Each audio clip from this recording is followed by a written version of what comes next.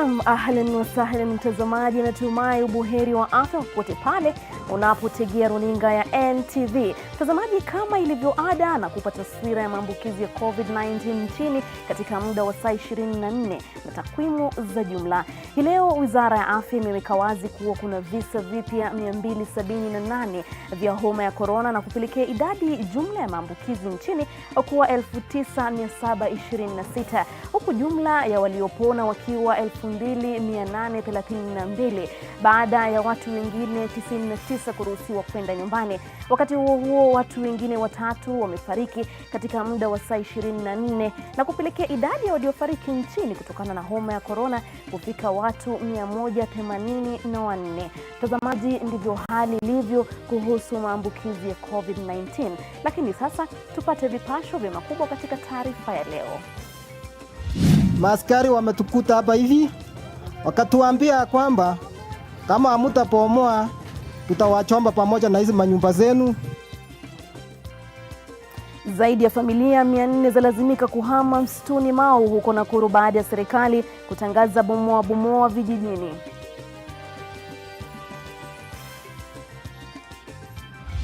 Walikuwa kama 40 hivi na wote walikuwa na mabunduki aina mingi za aina yote. Taharuki ya tanda Tiati, kaunti ya Baringo baada ya watu wawili kujeruhiwa vibaya katika kisa cha wizi wa mifugo.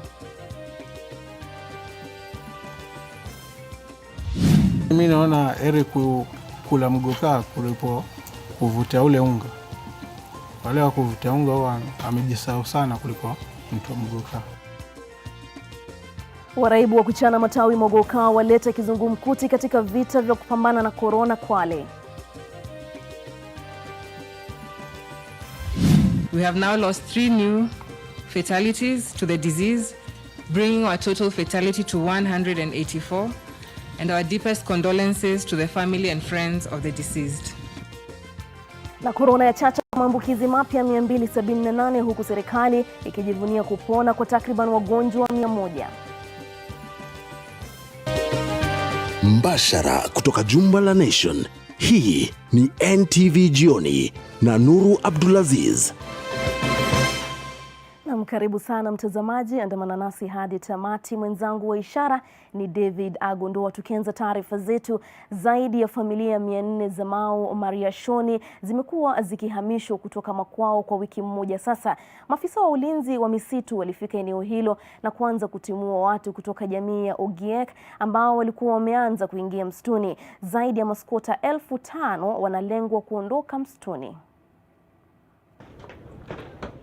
Serikali imeimarisha juhudi za kutimua watu kutoka msitu wa Mau eneo la Mariashoni, kaunti ya Nakuru. Zaidi ya maafisa 30 wa ulinzi wa misitu KFS wamewaamuru wakazi hao kuhama mara moja bila bugdha.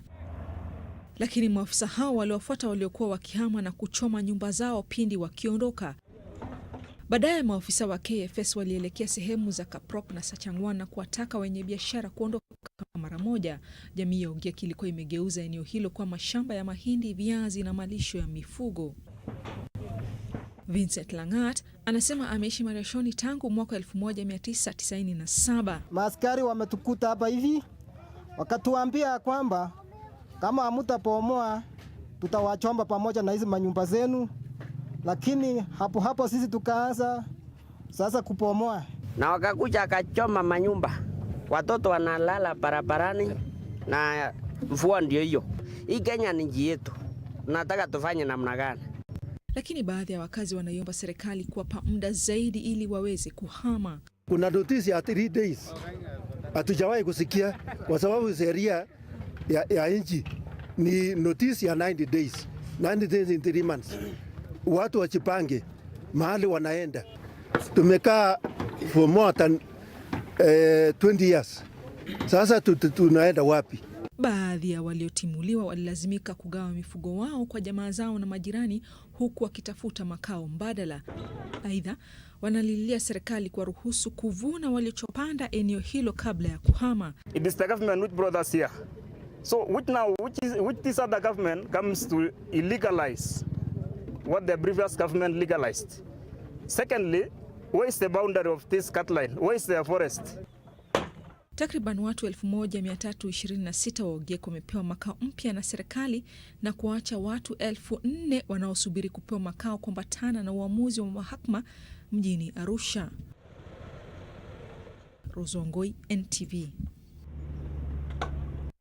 Watu wawili wamepigwa risasi katika shambulizi la wizi wa mifugo katika eneo la Nosukuro, Baringo Kusini, kaunti ya Baringo, ambapo zaidi ya ng'ombe 100 wameibwa. Ken Ruto na mengi.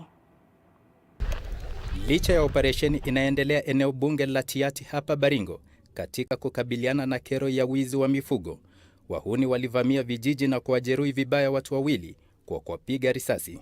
Wakati wa shambulizi hilo, wezi hao waliiba makumi ya mifugo. Wakora wakapeleka ng'ombe. Sasa walikuwa wengi, walikuwa kama 40 hivi. Na wote walikuwa na mabunduki aina mingi za aina yote. Ng'ombe ilikuwa, kwa sababu ni ya watu wengi, ilikuwa na karibu watu 6 hivi ama 7. Lakini ng'ombe wengi ndio walienda around 80.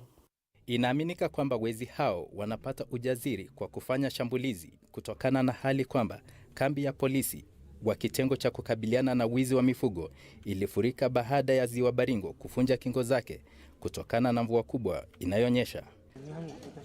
Maafisa wa usalama waliokuwa kambini humo walilazimika kuhama ili kupata makazi mbadala.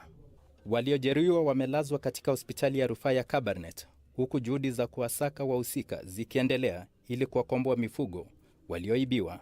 Kama hiyo operation ingekuwa imefanya kazi ile ambayo inaweza ridhisha, hii ufahamisi, kwa sababu imemaliza tu wiki moja tangu sasa hiyo operation isimamishwe. Saa hii ufahamisi imeanza, watu wameanza kukuja tu jana na kufahamia na kuchukua ng'ombe. Hofu ingali imetanda eneo hilo, huku wakazi wakisema hakuna hakikisho kwamba mashambulizi zaidi hayatatokea.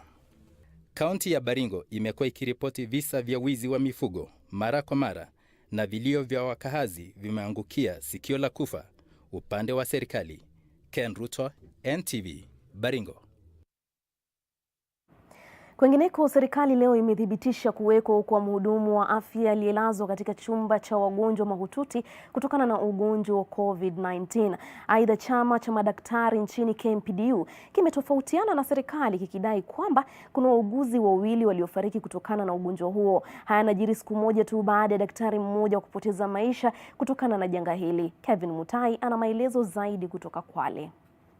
Hali ya wahudumu wa afya wanaokabiliana na virusi vya COVID-19 inaendelea kuibua mjadala kutokana na ripoti kwamba wako kwenye hatari ya maambukizi.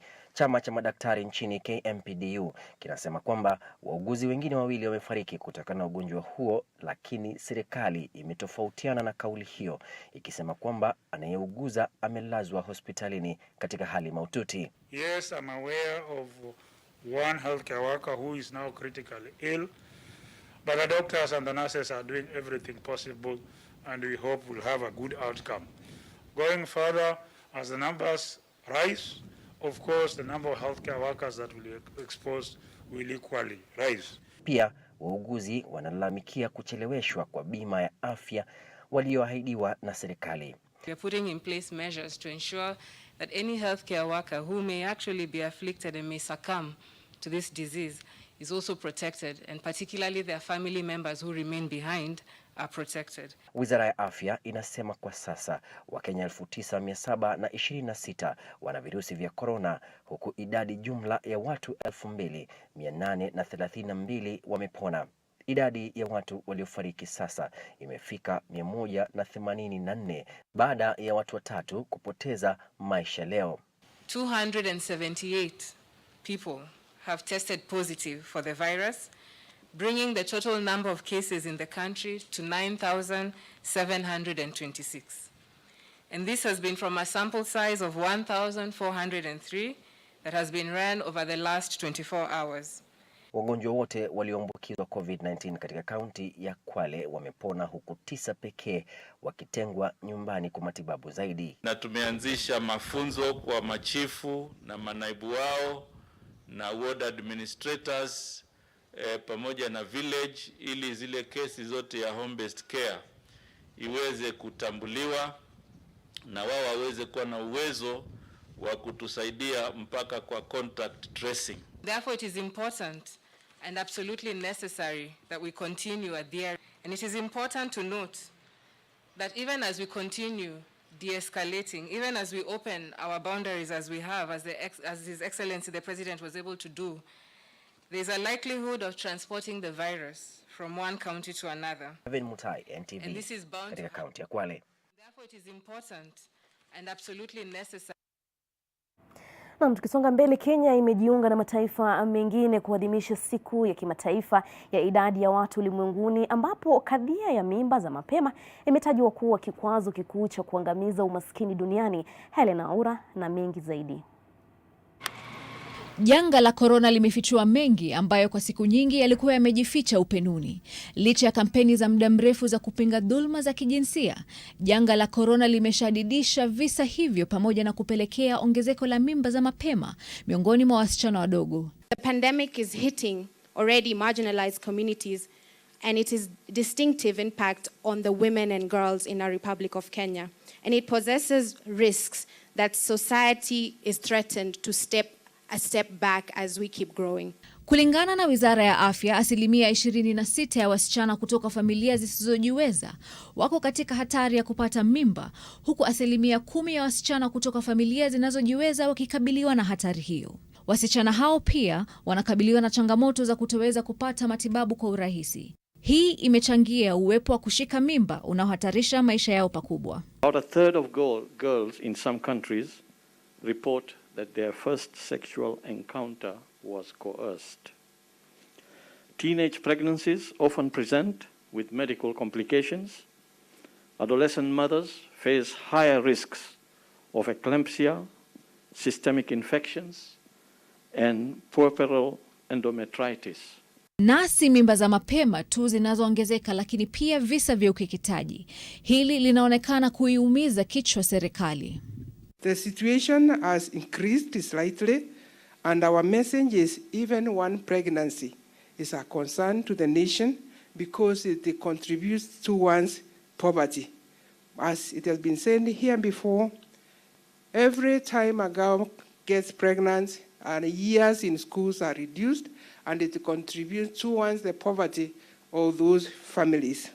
Kwa masikitiko makubwa, takwimu zinaonyesha kuwa wahusika wakuu wa utungaji mimba za mapema na dhulma za kijinsia ni watu wa karibu wa familia. Kufikia mwezi Machi mwaka huu, kumeshuhudiwa ongezeko la 33% la dhulma za kijinsia, na hadi mwezi Juni mwaka huu visa hivyo vilipanda hadi 55%. Wazazi wamehimizwa kuwachunga watoto wao haswa wakati huu ili kuwazuia kujihusisha na mienendo mibaya. Helen Aura, NTV. Na vijana wengi chini ya umri wa miaka 18 wamejitosa kwenye uraibu wa kutafuna miraa katika kaunti mbalimbali nchini. Na huenda jambo hili likachangia ongezeko la maambukizi ya korona, hasa pale vijana wanapokutana kwenye maskani zao za kula miraa na mogoka. Pia baadhi ya wakazi kutoka kaunti ya Kwale wanadai utafunaji wa miraa na mogoka umechangia watoto kuacha shule na kujitosa katika uhalifu. Fatma Bugu na taarifa hiyo.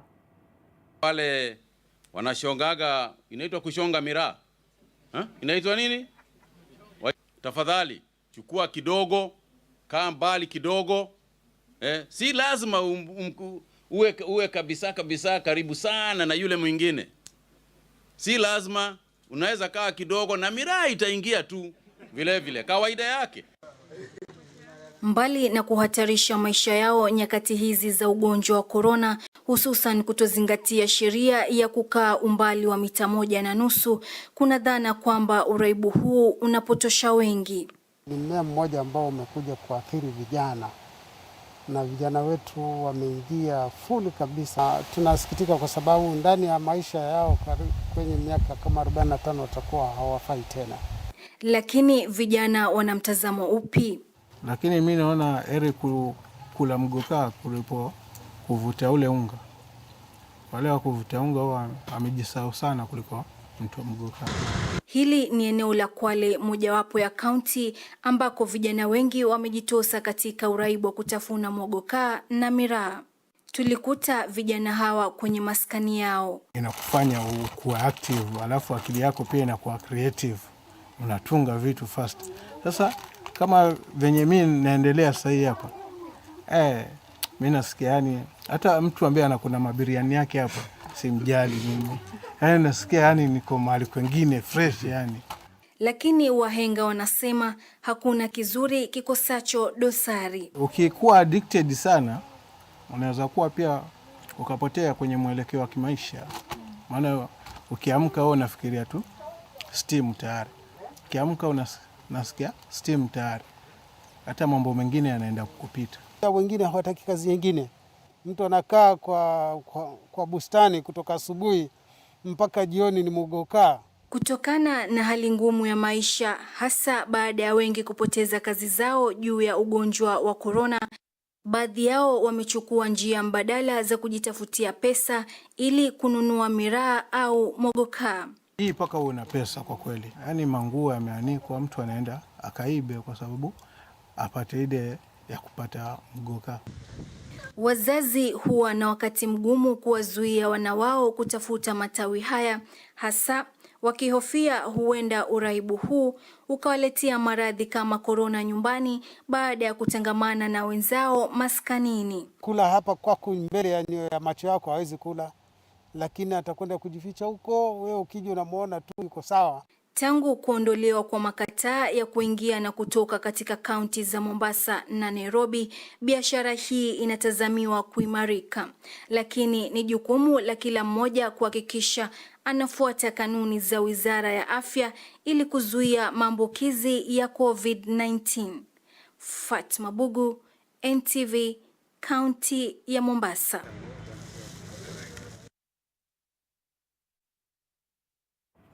Naam, tukisonga mbele, mimba za mapema zimekuwa zikishuhudiwa nchini hasa wakati huu wa janga la COVID-19. Huku baadhi ya wataalamu wakisema hali hiyo imechangiwa na baadhi yao kutokuwa na uwezo wa kupata mafunzo pamoja na huduma za masuala ya uzazi. Hata hivyo, wataalamu wanaonya kuwa kuna athari nyingi zinazotokana na kushiriki tendo la ndoa katika umri mchanga. Mwanahabari wetu Gabriel Kudaka anatuarifu zaidi. Niko form 1 na niko 13 years. Nilipata ball na wazazi wangu bado hajajua. I'm hoping after I've delivered my baby to go back and finish my studies. Ni baadhi ya simulizi za wasichana wachanga ambao wamepata mimba wakiwa bado shuleni. Wengi wao wamekuwa na changamoto ya kupata habari kuhusu masuala ya afya ya uzazi. Tulikutana na Valerie Odhiambo, mwanafunzi wa chuo kikuu cha Rongo, akitafuta huduma ya masuala ya uzazi katika kituo hiki cha Family Health Options Kenya mjini Homa Bay. Yeye ni miongoni mwa wasichana wachache walio na uwezo wa kutembelea vituo vya kutoa huduma za masuala ya uzazi. Accessing services in facility is so hard. Also paying for services at the facilities. Sai hata kupata pesa ni shida. Shirika hili linaloshughulikia masuala ya uzazi limelazimika kutumia mtandao kuwafikia walengwa katika kaunti za Nairobi, Nakuru, Homa Bay na Uasin Gishu. Approximately 300 to 400 young people were accessing services at the youth clinic. But with COVID, the number has gone down. Request the government kama inaweza waive the payments, malipo yenye mtu anaenda na make hospitali kama hiyo ya kulipia lab, maybe you want unataka kupimwa STIs. Wataalamu wa masuala ya afya wanasema sio tu mimba za mapema zinazofaa kuwatia kiwewe wazazi, bali kuna athari nyingine zinazotokana na watoto kushiriki tendo la ndoa mapema. Their bodies are not ready for that, so they are likely to get unnecessary infections, sexually transmitted diseases, including HIV infection, actually even cervical cancer. Viongozi wa kidini hata hivyo wana maoni tofauti kuhusiana na iwapo huu ni wakati mwafaka wa kuanzisha somo la masuala ya afya ya wazazi shuleni. I believe that it's not so much about knowledge, but it's about strengthening the children so that they may have that willpower to be able to recognize what is wrong and what is right and to say no. Hili imefika wakati wake na ni wakati ambao kwamba ni umuhimu somo hili lianzishwe. Gabriel Kudaka, NTV. Purukushani ilitokea katika mji wa Molo wakati wananchi walipokuwa waking'ang'ania chakula cha msaada kilichotolewa kuwasaidia wakati huu mgumu wa janga la korona. Huku hayo yakijiri, kaunti ya Bomet imeanza ujenzi wa taasisi ndogo ya muda itakayosaidia kuwekwa vitanda 200 kukabiliana na janga la korona. Kwa hizo na nyingine, unafuata mseto wa habari za vita dhidi ya COVID-19 na Kaltun Jama. Kizaazaa kilizuka mjini Molo, kaunti ya Nakuru wakati wa kugawa chakula cha msaada kutoka serikali ya kaunti. Wakazi hao walikiuka taratibu zilizowekwa katika kukabiliana na virusi vya korona. Baadhi ya wakazi waliofika eneo hilo wanasema hawakuwa na budi kwani hawana chakula nyumbani.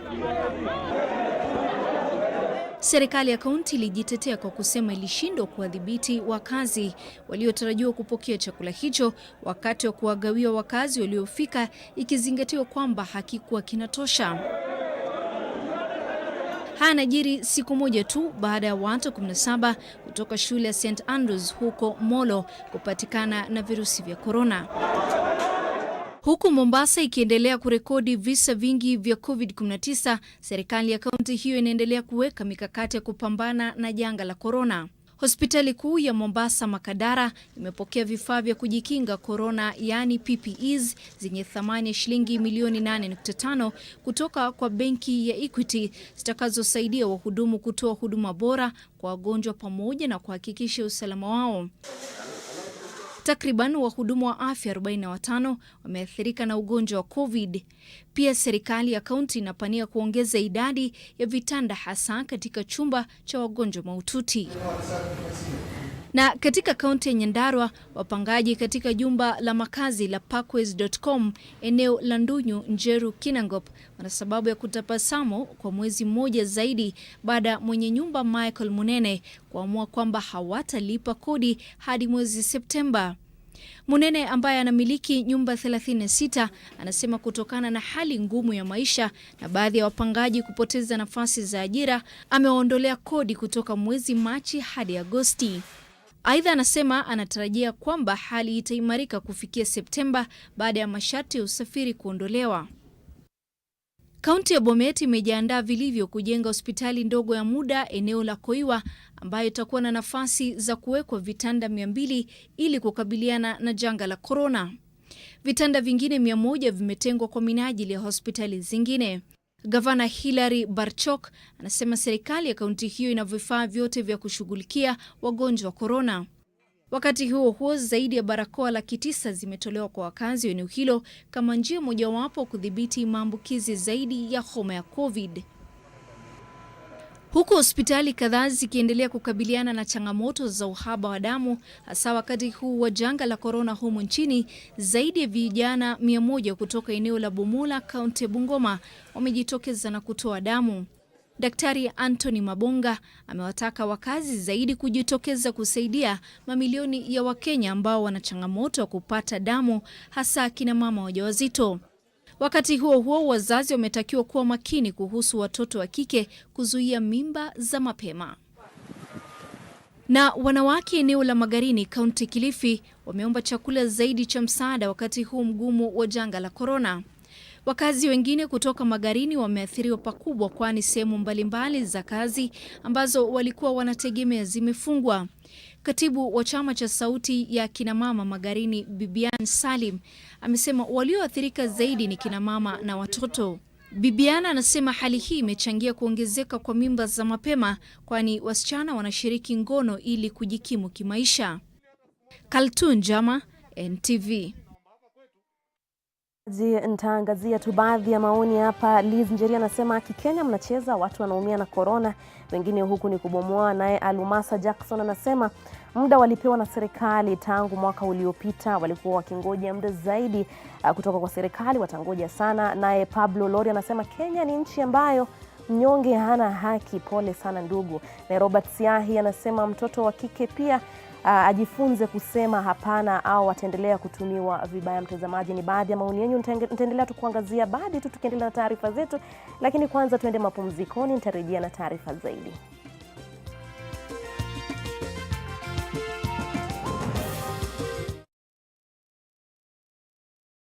So vile nasema, wacha nikubatie statistics. Niko na gamia 1,500. Tunakuwa drapo gamia na kuwa 6,000. 2,000 natengeneza leather, natengeneza viatu, wallet, kibeti, nauza hapa, na batia wewe 50%.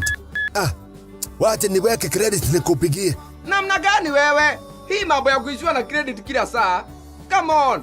Nunua hiyo simu ya Vodafone. Calling fiber to fiber is 0 shillings per minute. And it is not expensive. Only 2,999 Kenya shillings. Alo hali wali wa. Hata fadhali hiyo credit ikae ninunue simu basi. Faibika leo na Vodafone for only 2,999 Kenya shillings. It will always be free to call fiber to fiber. Hello, I'm Captain Cargo, your guide at Kenya Ports Authority today. I'm here to help you navigate through all the shipping and cargo processes at the port of Mombasa with utmost ease. So, if you want to know about our marine and cargo services and tariffs we charge, if you want to learn more about the cargo clearance processes for imports and exports, or if you're interested in our customer service standards, I'm Captain Cargo, always happy to show you the ways of the Port of Mombasa. For questions and to discover more, visit me at www.kpa.co.ke/Captain Cargo. When the world changed, it made us go back to the simple joys and love the little things even more, like serving up your best, eating together, and sharing more. Now, we'll take nothing for granted and always remember to taste the simple joys.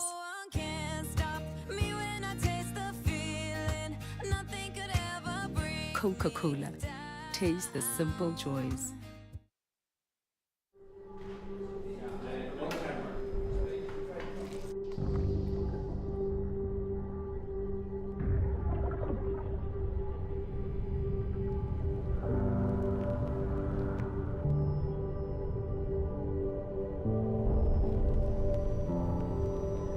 Beat sensitivity pain fast with Sensodyne Rapid Action for clinically proven relief in 60 seconds.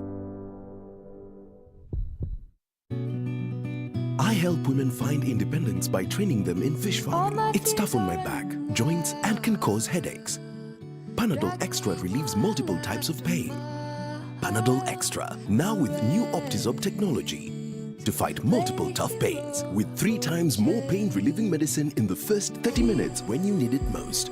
Seeing them support themselves makes any pain worth it. If symptoms persist, seek medical advice. iAbiri is ensuring that your travel experience is safe during these unprecedented times.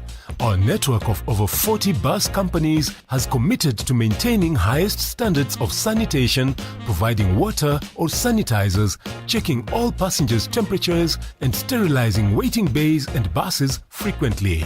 Wear your mask and maintain social distance always, and sneeze or cough into your elbow. Book your ticket online via iAbiri and use our cashless payment options to play your part to win the COVID-19 war. It's not been the same since schools closed. To face exams and not be fully ready for them. The worry of lagging behind in studies. It's not the same to teach them from home when all they want to do is play. Tufungue njia elimu iendelee with free access to KICD approved content with Safaricom Digital Learning and Shupavu 291 from home. Students in primary and secondary school can keep up with their studies from home. Unlock free access to KICD approved content learning and revision material from home with Safaricom Digital Learning and Shupavu 291 today. Dial star 291 hash for more information. Tufungue njia elimu iendelee. Dad, what's titration? Remove of dirt from the water. Dad, that's filtration!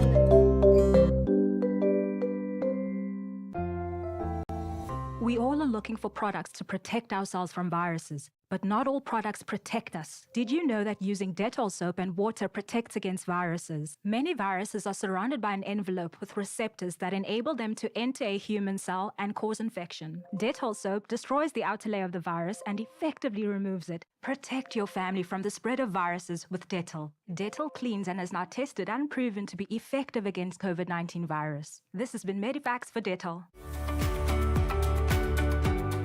Cleft lip and palate is among the most common birth defects in the world. And in Kenya, actually, approximately 1 out of every 700 children born has this deformity. Some people live a life of stigma and others with the complications. Mimi nilikuwa namficha. Nenda nyumbani. Bwana ni yeye sasa. Amekuinukia ile mbaya. Akaniambia patie huyu mtoto sumu tumue. We focus on this deformity and understand exactly what it is and the help that is needed.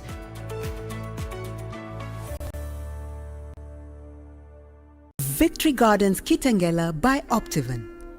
This gated community is fully developed, filled with ultra-modern value additions. Call us today on 0790 300 300 or visit www.optivan.co.ke.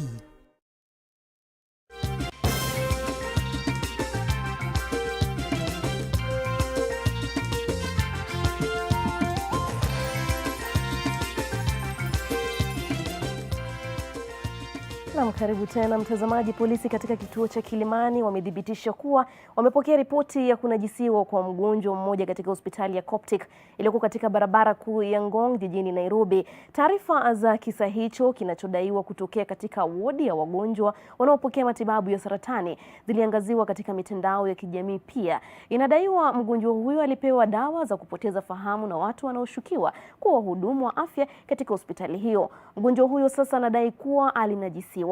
Mgonjwa huyo aligundua kuwa alikuwa akiugua saratani ya matiti mwaka 2017, ila baada ya matibabu alipona mwaka 2008 hadi majuzi alipogundua saratani katika figo yake. Amekuwa akipokea matibabu katika hospitali ya Outspan mjini Nyeri, lakini akahamishiwa hospitalini Coptic majuzi. Uchunguzi unaendelea huku polisi wakisema wamepokea taarifa zaidi ya 10 kutoka na hata kwa wahudumu wa afya hospitalini Coptic na Nairobi Women alikohudumiwa mgonjwa huyo.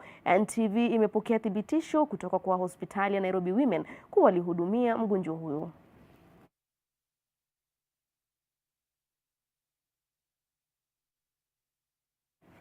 Na waziri wa afya Mutahi Kagwe anakabiliwa na kufungwa jela kwa miezi 6 baada ya mahakama kumpata na hatia ya kukiuka amri ya mahakama. Kagwe vilevile amezuiwa na mahakama kuwahamisha maafisa wakuu kutoka maabara ya kitaifa. Mwanahabari wetu Seth Olale na taarifa kamili. Katika uamuzi wake, Jaji Onesmus Makau alikosoa waziri Kagwe kwa kuwahamisha visivyo Hezekiah Chepkwony na Pius Wanjala kutoka maabara ya kitaifa NQCL. Wawili hao walitakiwa kuhamia kwenye chuo cha mafunzo cha masuala ya afya KMTC na hospitali ya mafunzo na rufaa ya Moi Eldoret mtawalia. Kagwe sasa anatakiwa kufika mbele ya mahakama tarehe 23 mwezi huu kusomewa hukumu baada ya mahakama kumpata na hatia ya kukiuka amri ya koti ya tarehe 31 mwezi Januari mwaka huu ambayo ilizuia Wizara ya Afya kuwahamisha Chepkwony na Wanjala kabla kesi kusikizwa na kuamuliwa.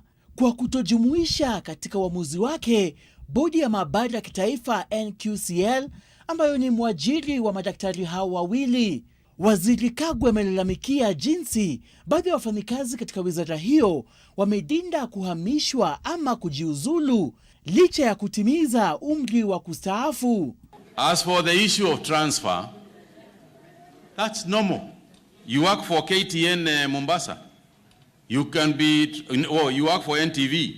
Mutai, you work for NTV here. You can be transferred to NTV Kisumu or NTV Nanyuki. Move on. Zaidi ya maafisa 25 kutoka jumba la afya wamehamishwa kwenye idara mbalimbali za serikali kwa kile waziri Kagwe anasema ni njia ya kuboresha wizara hiyo na vilevile kuondoa ufisadi. Seth Olale, NTV. Na tukisonga mbele, mwakilishi mwanamke wa kaunti ya Baringo Gladwell Cheruiyot amempa mumewe aliyefariki Julai 4 mkono wa buriani. Isaac Chepyegon alifariki alipokuwa akipokea matibabu ya ugonjwa wa COVID-19 katika hospitali ya mafunzo na rufaa ya Moi Eldoret. Mazishi yalifanywa kwa kufuata maagizo ya Wizara ya Afya na yalikamilishwa katika dakika 30 pekee. Mwenda zake amemwacha mjane na watoto 5. Usalama uliimarishwa nyumbani mwa mbunge Gladwell Cheruiyot kuhakikisha kwamba idadi ya waombolezaji katika mazishi ya marehemu mumewe haingezidi iliyopendekezwa na Wizara ya Afya. Mbali na kwamba waliohudhuria wangetii maagizo yote, shughuli ilianza kwa watu kunawa mikono. Sababu ya kifo cha marehemu iliangaziwa zaidi ya msiba uliokuwa umewafika jamaa na marafiki zake. Maafisa wa afya wenye mavazi mazito ya kujikinga maambukizi walichukua tahadhari. Lakini aliyekuwa amepata pigo kubwa alikuwa mjane na wanawe. Umaarufu wa mwakilishi mwanamke wa Baringo haukumzuia kudhihirisha huzuni na majonzi kwa kumpoteza mpendwa wake, hasa kutokana na virusi vya korona. I'm forced to accept the departure. Until we meet again, rest in peace my love. Wanasiasa wenzake waliohudhuria waliwaomba watu kutowanyanyapaisha watu wanaougua ugonjwa wa COVID-19 au jamaa zao. Pia walichukua fursa hiyo kuwahimiza Wakenya kujikinga na virusi vya korona. Nataka kutangaza hapa wazi ya kwamba tulikuwa na wao tukienda kupimwa. Kwa hivyo wako sawa na msiogope kwenda kuomboleza na wao kama mnatazama hiyo social distance. Maneno ya ugonjwa, maneno ya kifo isiingie na siasa. Mimi nataka kuomba. Corona ni ugonjwa na uko. Tafadhali valia barakoa kila wakati uko katika jamii. Virusi hivi vinaonekana kutobagua, vinaathiri wenye nguvu kwa wanyonge, wenye mali na wachochole katika jamii kwa usawa. Hata hivyo, maisha yataendelea, lakini haitakuwa kama kawaida kwa wale ambao wamepata pigo kutokana na janga hili la COVID-19. Charity Mwangi, NTV. Na mtazamaji, Mola aendelee kuipa familia hiyo subra. Na familia zaidi ya 100 eneo la Owasu katika kaunti ndogo ya Kajiado Magharibi zinahofia kupoteza ardhi yao kwa watu wanaodaiwa kuwa wanyakuzi wa ardhi. Jamii hiyo ya Wamasai inadai kuwa imeishi eneo hilo kwa miaka mingi na kamwe haitakubali kuondoka na kuacha makao ambapo wamezika wazazi na babu zao. Huku wakiwa wameghadhabishwa na unyakuzi wa ardhi unaoendelea, walifanya maandamano haya kupinga mpango wa kuwafurusha kutoka kwenye makazi yao. Na hiyo kama community sisi tumekataa, kwa sababu hapa tuko na manyumba, tuko na maboma, tuko na makaburi na mambo zingine zote ambazo ziko hapa. Tumefanya maendeleo yote. Kulingana nao, mzozo huu uliibuka wakati wa malipo ya fidia ya awamu ya pili ya mradi wa kuweka nyaya za umeme eneo hilo. Na sasa wanaishutumu Wizara ya Ardhi kwa kutowajibika vilivyo katika kutenda haki. Ministry of Lands, they fraudulently acquire documents in Nairobi. They don't know the location of the land. Nyumba zetu zimefunjwa na tukalipwa, lakini ikifika sehemu ya kulipa ardhi, kuna wale ambayo wanabeba briefcase Nairobi, wanalipa watu na wanaenda wanapewa pesa ya shamba hili ambalo hata hawajui iko wapi. Jamii hii inadai kuishi hapa tangu jadi na hawana pa kwenda. Hivyo wanaitaka idara husika kuingilia kati ili kutatua kadhia hiyo. Aidha, wanaapa kutong'atuka kwani wao ndio wamiliki halisi wa ardhi hiyo. Fatma Bugu, NTV. Lilokuwa likiendelea kujengwa eneo la Kawangware 56 kaunti ya Nairobi limeporomoka na kusababisha kifo cha mtu mmoja. Na baadhi ya wakazi wa kaunti ya Kwale wanalalamikia ukosefu wa maji kwa muda wa miaka 6 sasa, licha kukamilika kwa miradi ya maji katika eneo hilo. Kwa haya na mengine mengi ni katika mkusanyiko wa taarifa za kaunti. Mtu mmoja amefariki baada ya ua lililokuwa likiendelea kujengwa eneo la Kawangware 56 kuporomoka leo asubuhi. Ujenzi huo ulikuwa umesimamiwa na taasisi ya kanisa Katoliki. Shughuli za kutafuta mwili wa mwenda zake zilianzishwa huku wajenzi wengine watatu wakipata majeraha madogo. Katika kaunti ya Kwale, baadhi ya wakazi wanalalamikia ukosefu wa maji katika muda wa miaka 6 sasa, licha ya miradi ya maji kukamilika katika eneo hilo. Wengi wanalazimika kununua maji kwa bei ghali kutoka kwa wachuuzi. Wanadai kuwa miradi ya maji ambayo imekamilika haijawafaidi kwa vyovyote. Wanaitaka serikali kuingilia kati kuhakikisha kuwa wanapata maji ya kutosha kwa matumizi yao. Kampuni kadhaa zinazouza mitungi ya gesi ya kupika katika kaunti ya Nairobi kwa ushirikiano na mamlaka ya kudhibiti kawi na petroli humu nchini zimefanya operesheni kabambe na kunasa wanaofanya biashara haramu ya kuuza mitungi ya gesi bila idhini rasmi. Mamlaka hiyo imesema biashara haramu ya kuuza mitungi ya gesi bila idhini rasmi inahatarisha maisha ya Wakenya wanaponunua mitungi hiyo na kutumia gesi ambayo haijakaguliwa. Aidha, msako wa wafanyabiashara hao wanaojihusisha na biashara hiyo haramu ulioelekea maeneo ya Githurai ulifanikisha kukamatwa kwa washukiwa kadhaa pamoja na magari yanayotumiwa kusafirisha gesi hiyo katika sehemu mbalimbali za jiji la Nairobi. Wanakandarasi waliopewa kazi na kampuni ya usambazaji umeme ya KPLC Kinangop na Kipipiri kaunti ya Nyandarua wamepewa wiki moja kukamilisha kazi hiyo au kupokonywa kandarasi hiyo. Hatua hiyo ilitangazwa na maafisa wahusika baada ya mashauriano ya muda mrefu kati ya mbunge wa Kinangop Okwenya Nthuku na mameneja wa KPLC huko Kinangop. Aidha, sasa wanatarajia umeme kuunganishwa kwa 65% katika muda wa miezi 4 ijayo. Na unywaji pombe na utumizi wa mihadarati umechangia maradhi ya kiakili nchini. Kulingana na nakada, 95% ya maeneo ya kuwashughulikia waraibu wa mihadarati nchini ni ya kibinafsi. Hivyo ni gharama ya juu kwa Wakenya wengi walioathirika. Aidha, nakada imesema kuwa 18% ya visa vya utumizi wa dawa za kulevya nchini, 12.2% wanakunywa pombe, huku eneo la kati mwa Kenya likiathirika zaidi na visa vya walioathirika na maradhi ya kiakili kutokana na unywaji pombe. Na mpasuko zaidi umeonekana kuibuka ndani ya jamii ya Mulembe baada ya kuibuka makundi manne yanayodai kupigania umoja wa jamii hiyo kabla ya uchaguzi mkuu ujao. Makundi hayo yanalaumiana huku kila mmoja likisema liko tayari kuongoza eneo la Magharibi katika safari ya kuingia ikulu kwenye uchaguzi mkuu ujao. Zaki Uzmasami na mengi kutoka magharibi mwa taifa. Makundi manne yameibuka katika jamii ya Mulembe katika kile kinachoonekana kama kutafuta uungwaji mkono wa wapiga kura kabla ya uchaguzi mkuu wa mwaka 2022. Kundi la kwanza linaongozwa na waziri wa ugatuzi Eugene Wamalwa na gavana wa Kakamega Wycliffe Oparanya. Kundi hili limekuwa likiandaa mikutano kadhaa eneo hili na leo lilikuwa huko Kibabii, kaunti ya Bungoma, kukutana na walimu. We are not interested in the issue ya kuwa spokesman wa Waluya. We have a bigger agenda. And they agreed, me and Eugene Wamalwa, unite these leaders and we move forward. It had nothing to do with Luya kingdom, Luya gatekeeper, Luya nini. Then a spokesperson, I just wonder, how do you become a vice president of the Republic and then start fighting to be a chairperson? Or a spokesperson of clan? Kundi la pili ni la Musalia Mudavadi na Moses Wetangula. Kundi hili linasema ndilo lililo na ufunguo wa umoja wa jamii hiyo na kwamba linafaa kusikizwa. Kundi hili leo lilipiga kambi huko Imhaya, kaunti ya Vihiga. Kila mahali wanasema nishike nitaua mtu. Kama una uwezo, fanya kile unataka. Tuletee hiyo maendeleo mnasema. Inua Nzoia, inua Mumias, leta factory ya mawe hapa Vihiga.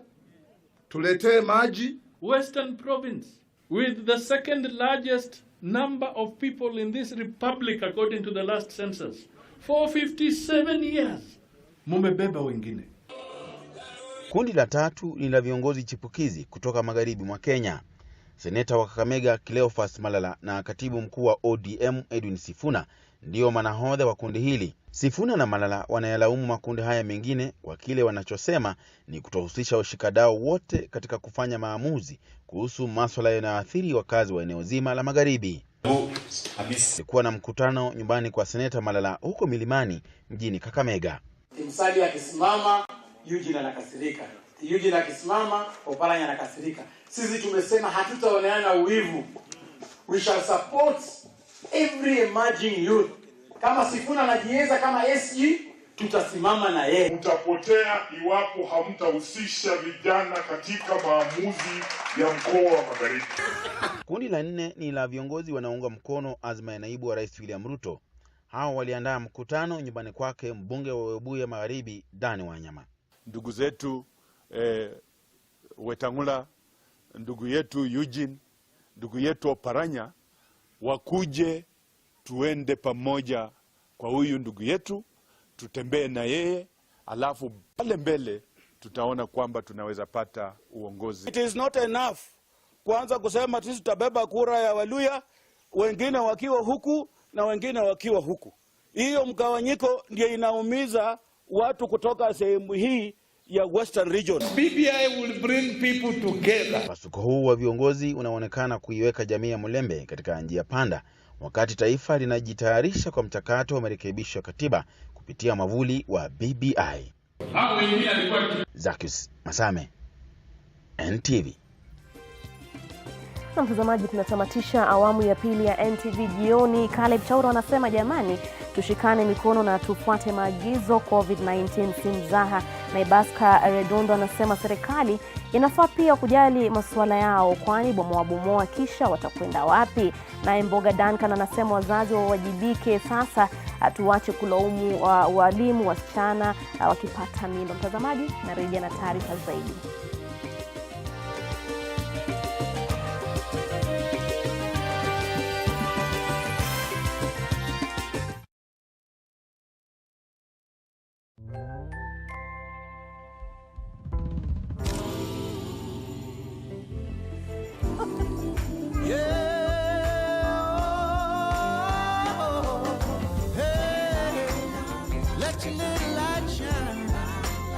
Let your little light shine for the world to see. Let your little light shine for the world to see.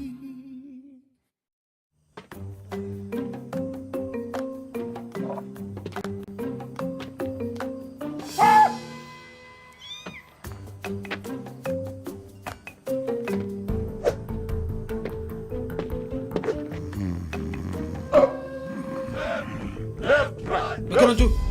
Sasa ruka. Nini? Ulikuwa tayari kuchangamka? Si ungesema.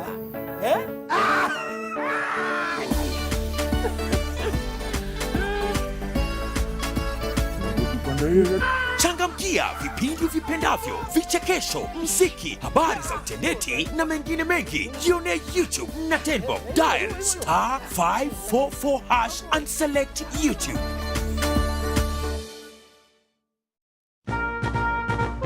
Lazima ukuje na watoto ndio uingie hii party. Sasa kama 5 hivi niko tua.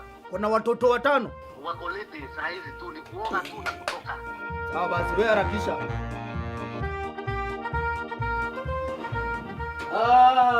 Yes. Kinyanjui ni nini? Wapi? Tulikuambia watoto. Angalia, hawa ni watoto wangapi? Watoto. Kinyanjui watoto. Selector, bigger, tasty and healthy. And now Selector comes with free Choco Primo drinking chocolate for a limited period of time.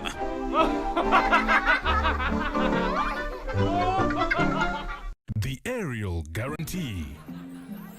Asante sana. Sasa, ni nini kingine ambacho unaweza kumfanyia msichana wetu? Kila kitu, hata kufua nguo na Aerial mpya. Basi, tuonyeshe. Hey, sasa fanya haya madoa yawe sugu zaidi. Sasa tufue kwa kutumia sabuni yako na kutumia Aerial mpya. Aerial sasa inapatikana kwenye pakiti mpya. Unaniamini sasa? Ariel huondoa madoa sugu kwa mwosho mmoja. Ijaribu leo uamini. Cynic's Android TV launch. A stock ina move fast. Yani watu wananunua unaachwa nini? 21,799. Android TV yenye remote inaongea. These promotions will be running from the 15th to the 21st of July. Do you need to sanitize or disinfect your hospital, school, factory, property, or community to ensure prevention and spread of COVID-19? Shop and Buy 254 brings you world-class foggers and fogging services right to your doorstep. Fogging disinfects both air and surfaces. This is also effective in disinfecting, prevention and treatment of diseases and pests in livestock farming. To buy your foggers or get fogging services, call 0722 748 074 or email shopandbuy254@gmail.com. Stay safe. The COVID-19 fight is a collective responsibility. Blueband margarine. New look, same great taste.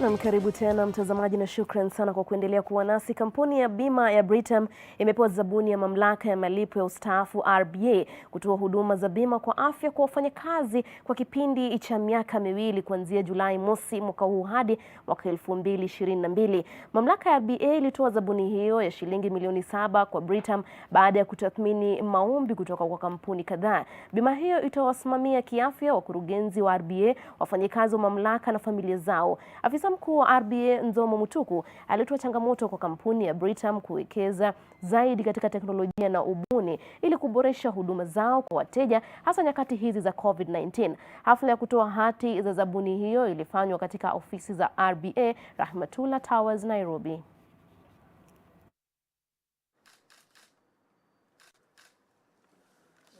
We have invested enormously in technology, enormously. So that when COVID struck, many companies in our industry, and by our industry I mean insurance to begin with, found it very difficult to manage their relationships with customers and even with the staff. But because of our investment in technology, as we speak, 80 to 90% of our staff are working from home, and without any interruption to the customer experience, customer service, and that is something we are truly proud of. Mtazamaji, naenda mapumzikoni na rejea na taarifa za spoti, usiende mbali.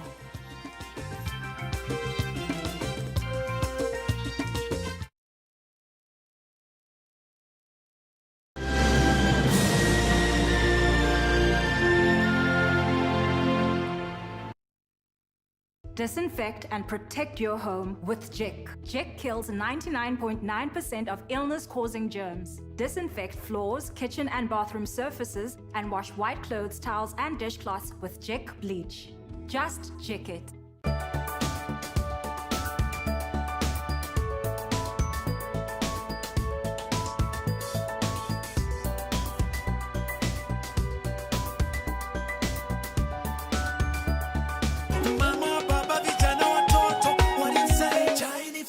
Imeshika chai yenye quality ya kipekee kwa bei nafuu. Faraja Premium Tea imeshika. Are you looking for a university that offers quality and affordable education, training and research while nurturing your talents? Chuka University is the ultimate choice. With the state-of-the-art learning facilities, comprehensive curricula, you are guaranteed to achieve your career dreams. Our vibrant student clubs will nurture you holistically. Join our September intake and experience world-class training. Chuka University. Knowledge is wealth.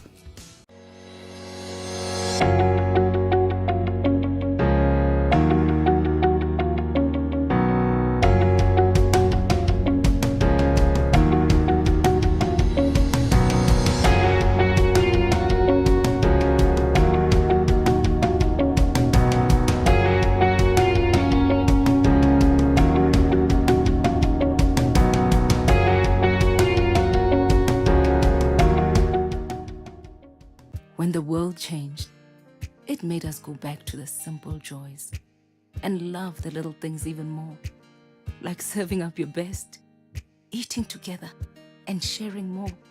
Now, we'll take nothing for granted and always remember to taste the simple joys.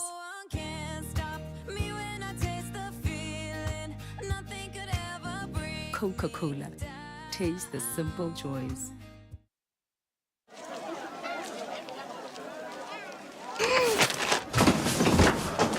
Do your gums hurt? Yeah. Does your toothpaste contain sage, eucalyptus, myrrh, chamomile? All that in one toothpaste? Yes, try Colgate Herbal. Colgate Herbal contains nature's best herbs and Colgate's fluoride technology to give you strong teeth and healthy gums. Colgate Herbal. Let's go. Colgate Herbal for strong teeth and healthy gums naturally. What makes a Kenyan dental mom powerful? I encourage my kids to learn new things. And if they get hurt, I rely on the power of my Dettol's One Capful. To fight germs, it's like my own first aid kit. My family needs protection from germs. I use the power of Dettol's One Capful to disinfect surfaces and clothes to keep them clean and safe from germs. I trust the power of Dettol's One Capful for bathing. The power of Dettol's One Capful protects from up to 100 illness-causing germs. Dettol, Kenya's #1 antiseptic for fighting germs. Become a powerful Kenyan mom with Dettol. Be 100% sure.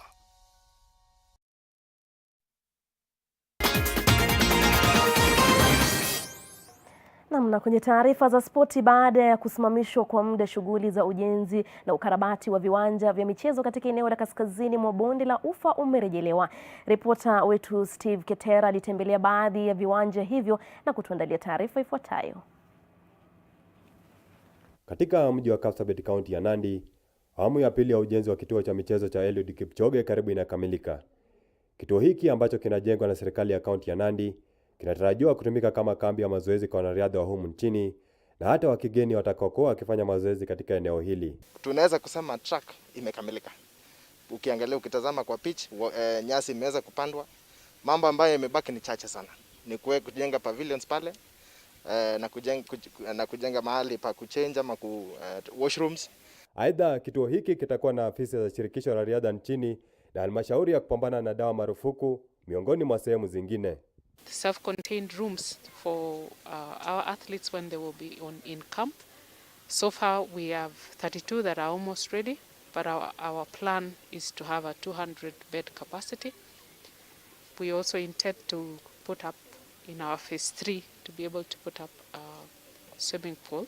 Kituo hiki ambacho kilianzishwa kwa heshima ya mfalme wa mbio za masafa marefu Eliud Kipchoge baada ya kuvunja rekodi ya dunia katika mbio hizo mwaka 2018 kinatarajiwa kukamilika hapo mwakani. By the middle of 2021 we will have completed and we'll be able to have this place alive and kicking. Steve Keter, NTV Michezo. Mabingwa wapya wa ligi kuu ya Uingereza Liverpool wamepoteza pointi baada ya kutoka sare ya bao moja na Burnley leo alasiri. Andy Robertson aliweka the Reds uongozini dakika ya 34 kabla ya Jay Rodriguez kusawazishia Burnley. Sare hiyo inaacha Burnley nambari 9 na katika nafasi ya kushiriki ligi ya Europa msimu ujao. Katika matokeo mengine, West Ham ilinyorosha Norwich mabao 4-0 na kuisukuma Canaries kuwa timu ya kwanza kutemwa nje ya ligi, kwani sasa watashushwa daraja msimu ujao. There's an offside initially, but once it is headed by Burnley just to keep it alive. I mean, it's a... Real Madrid inahitaji ushindi wa mechi 2 pekee kutoa taji la ligi kuu ya Uhispania La Liga baada ya kuishinda Alaves jana usiku. Karim Benzema aliwaweka kinara wa ligi kifua mbele kwa penalti katika kipindi cha kwanza. Kisha Mfaransa huyo alimsukumia pasi safi Marco Asensio kumwezesha kufunga bao la pili hata baada ya refa wa video kubatilisha uamuzi wa kuotea japo kimakosa. Na mtazamaji, kufikia hapa sina budi kutamatisha NTV jioni. Shukran sana kwa kutegea, kwa wote waliochangia shukran sana, na kwa wote waliofanikisha taarifa hizi shukran sana. Alamsiki, naitwa Nura Abdulaziz, mwenzangu wa ishara ni David Agondoa.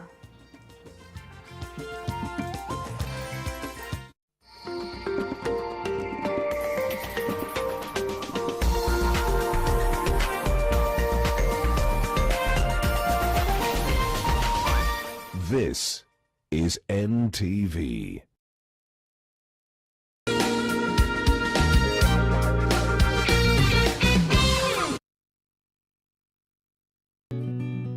I help women find independence by training them in fish farming. It's tough on my back, joints, and can cause headaches. Panadol Extra relieves multiple types of pain. If symptoms persist, seek medical advice. When the world changed, it made us go back to the simple joys and love the little things even more, like serving up your best, eating together, and sharing more. Now, we'll take nothing for granted and always remember to taste the simple joys.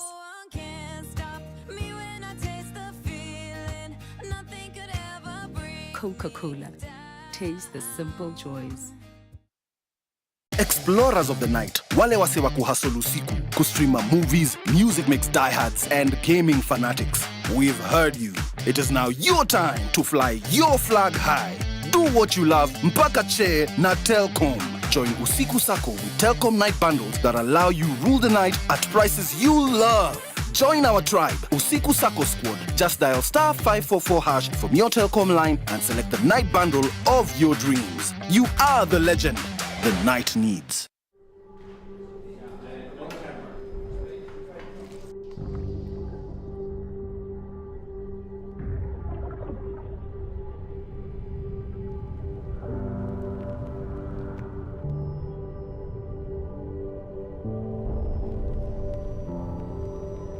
Beat sensitivity pain fast with Sensodyne Rapid Action for clinically proven relief in 60 seconds.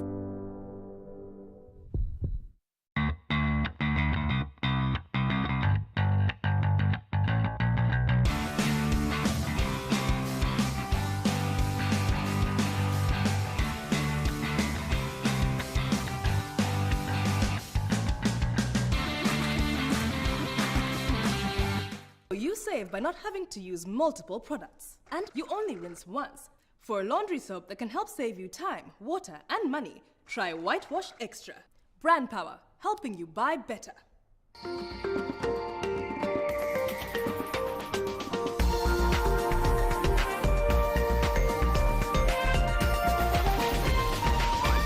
NTV, turning on your world. The following program has been rated PG. It may contain scenes unsuitable for children under the age of 10.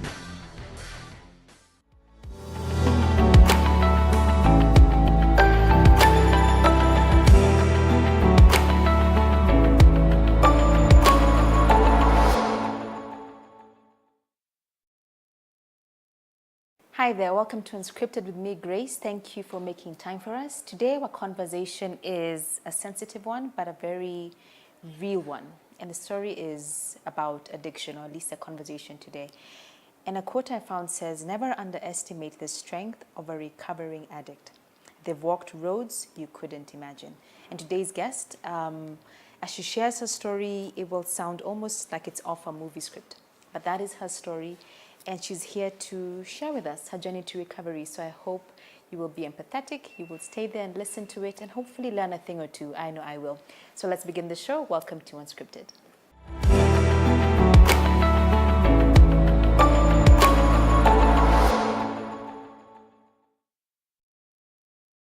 Hi there, welcome to the show. Thank you for making time for us.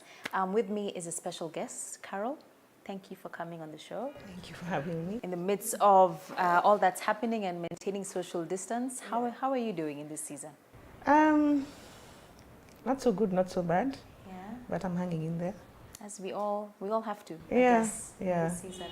But God is faithful, so everything is a step at a time, a day at a time. Yeah. So let's go back to the beginning. Who is Carol? Where did you grow up? Your fond memories. Your last name is very famous. We know many people from your family. Caroline? Yeah. Kagia? Yeah. Take me back home to where you grew up. I'm born and bred in Ngong. I come from a family of 5. Well, 5 siblings. I'm the oldest. So I'm a farm girl, let's just say. Nairobi is like going to outside the country somewhere. What else can I say? I'm a mom. I'm a mom of 2. My son is 14 and a half. My daughter just turned 5 recently. My fondest memories growing up were, my dad used to take us to Mombasa when we were small. We used to drive all the way to Mombasa, and then he'd play country music, Kina Kenny Rogers, Jim Reeves and all that. So I've grown up knowing all the songs of, especially somebody like Kenny Rogers. So when he passed on, it was so deep for me, and I was playing all his songs on YouTube, and my son thought I'd gone crazy. But yeah, those are some of my fondest memories. And how was it growing up with, your brother from the music industry and your sister, radio? Were they always like that? Did they always like music? Yeah. And radio? Oh, really? We've always liked music. I know my sister, the one who was on radio, had always loved radio. I see. My brother started composing music when he was in high school. Oh, wow. And he used to get into a lot of trouble because of that. So you witnessed that what they are today, growing up, you saw it happening. Yeah, but you see, because we grew up together, you don't see it like it's a big deal. They're just your siblings. Only that when you go out now and the world is like, and you're like, okay, sawa. Kumbe kitu wanafanyanga. It's for vile, real. Yeah. But I guess even for you, I guess the creative gene is in all of you. You also went into communications and... I went into communications and I discovered at a young age that I'm very good at very many things. Oh, is that so? And I think that is what threw me into a, spiral. Yeah, because you don't know where you fit in. I see. Yeah. It's only now, with my alcoholism and addiction, that's when I realized I'm actually very good at public speaking. Oh.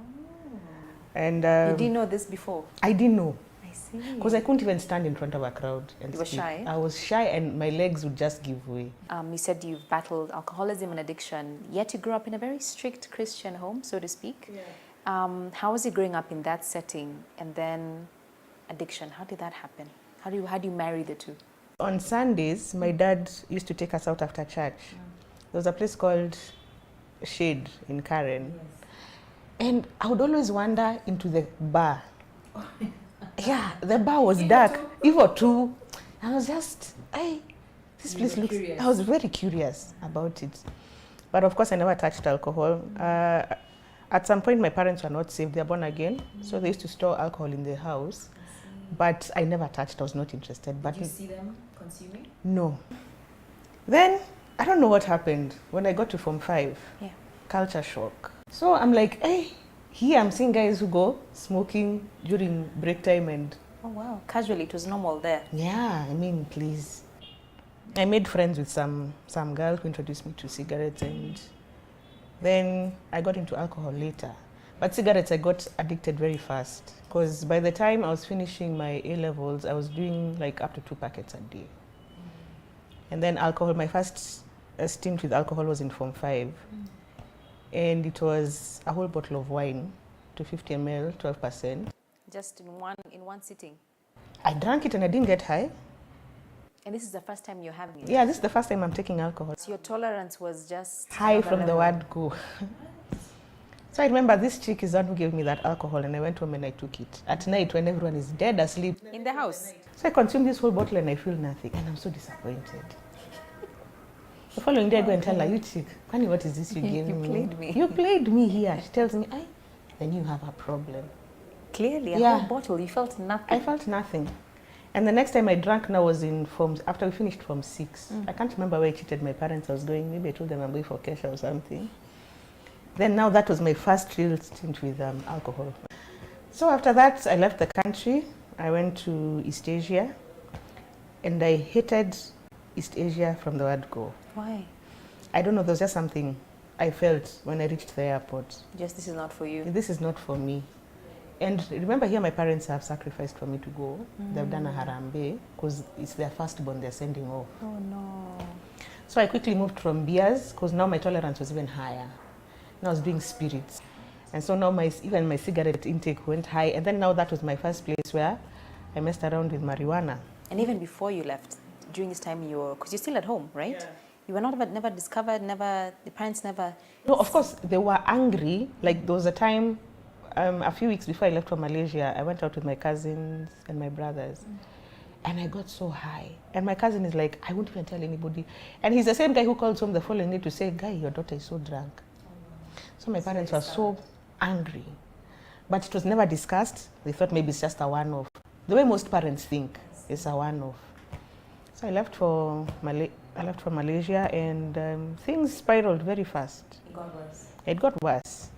I missed being raped so many times. I missed dying in car accidents so many times.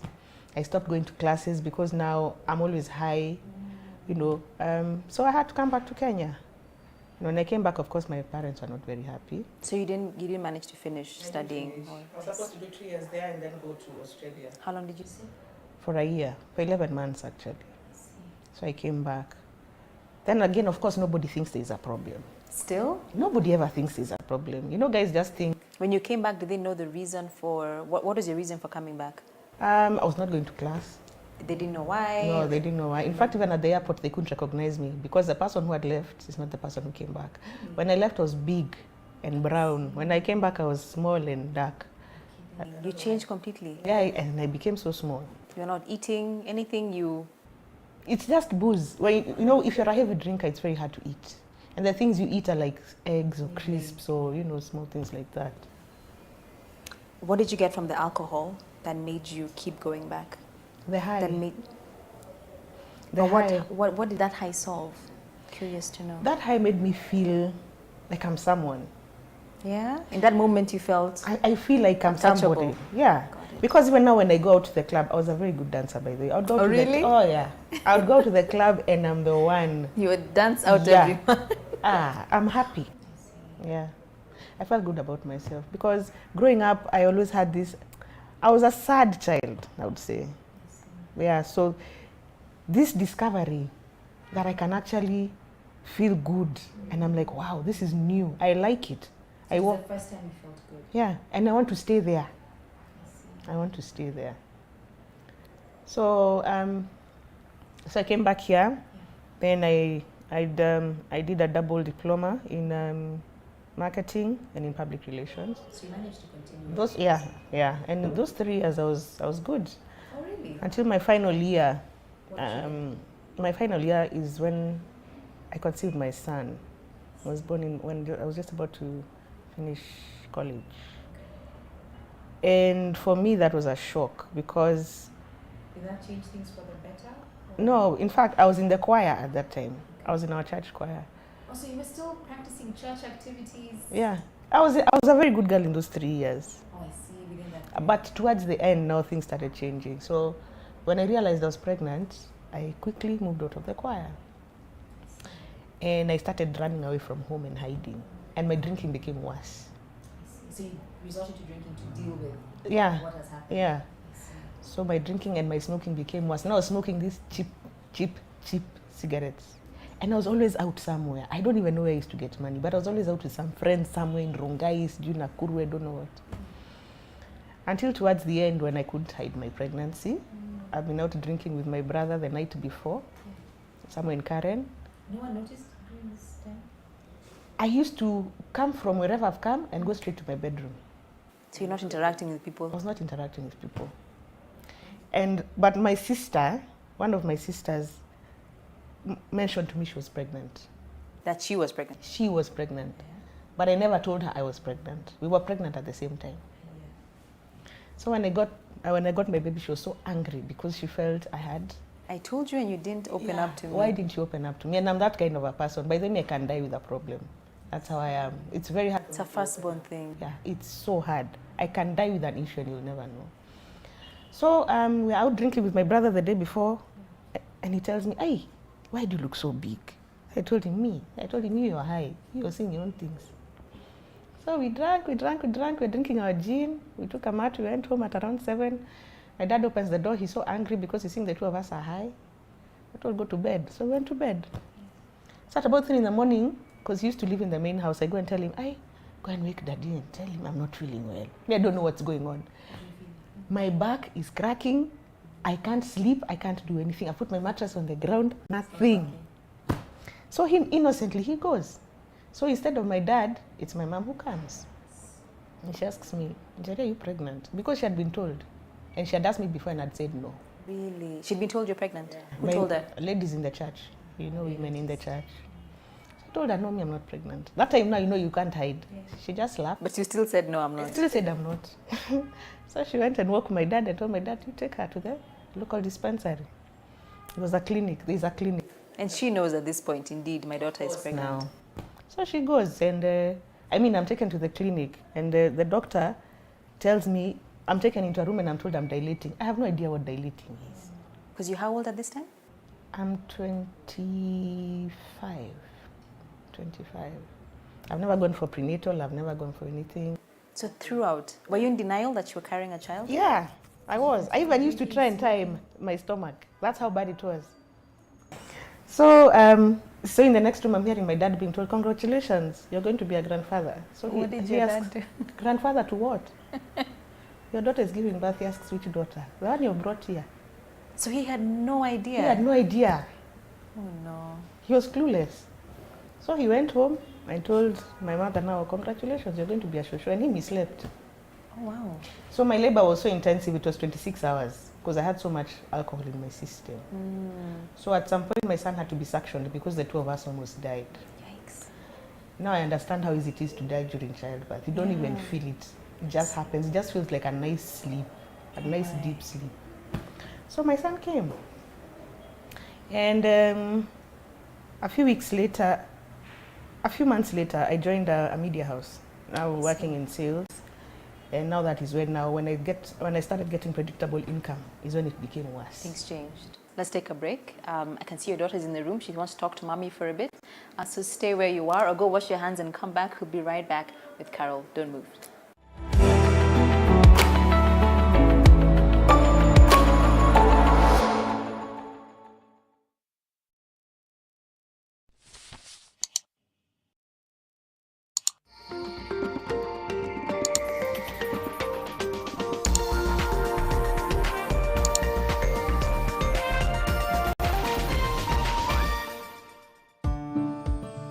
Did you know that Downy Concentrate softens and freshens 2.5 times more clothes per litre than the leading fabric softener?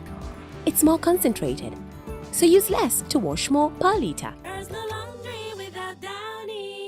When the world changed, it made us go back to the simple joys and love the little things even more, like serving up your best, eating together, and sharing more. Now, we'll take nothing for granted. And always remember to taste the simple joys.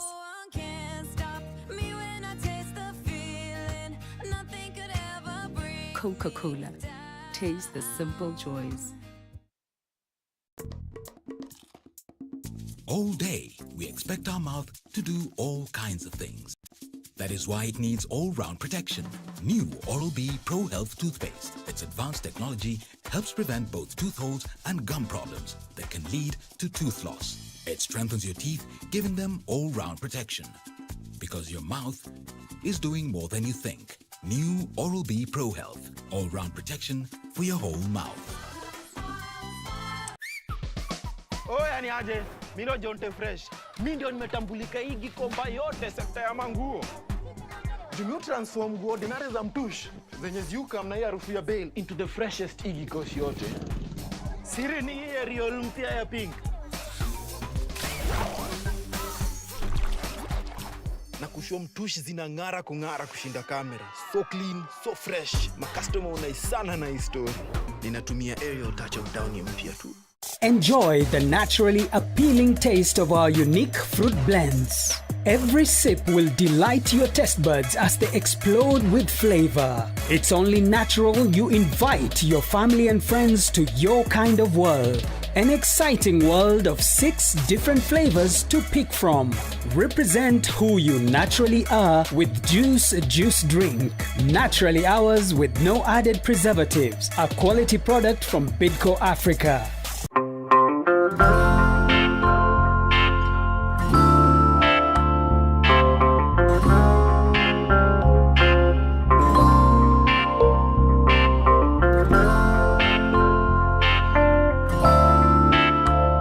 Breaking news from Molfix. Let's see what they're developing right now.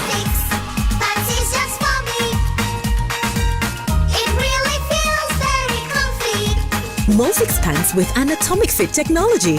New Molfix fans, an invention from babies for babies. You should also try Molfix. We all are looking for products to protect ourselves from viruses, but not all products protect us. Did you know that using Dettol soap and water protects against viruses? Many viruses are surrounded by an envelope with receptors that enable them to enter a human cell and cause infection. Dettol soap destroys the outer layer of the virus and effectively removes it. Protect your family from the spread of viruses with Dettol. Dettol cleans and is now tested and proven to be effective against COVID-19 virus. This has been Medivax for Dettol. Cleft lip and palate is among the most common birth defects in the world, and in Kenya actually approximately 1 out of every 700 children born has this deformity. Some people live a life of stigma and others with the complications. Mimi nilikuwa namficha, naenda nyumbani. Bwana ni yeye sasa. Amekuinukia ile mbaya. Akaniambia patie huyu mtoto sumu tumue. We focus on this deformity and understand exactly what it is and the help that is needed.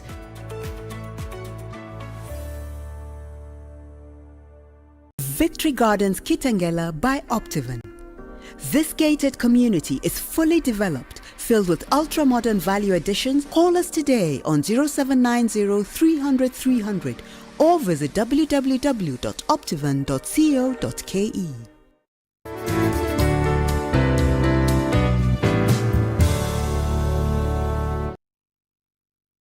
In partnership with the Ministry of Health, let's join together in following the set protocols. Wear your mask, sanitize, maintain social distance, and have your temperature checked each time you visit our stores. Naivas saves you money.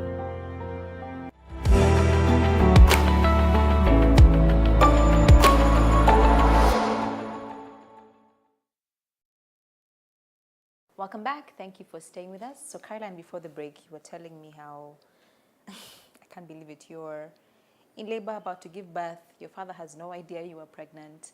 What happens next? And you said you got a job after that. I got a job after that. So before even the job, so when you went home, how were you received by your parents?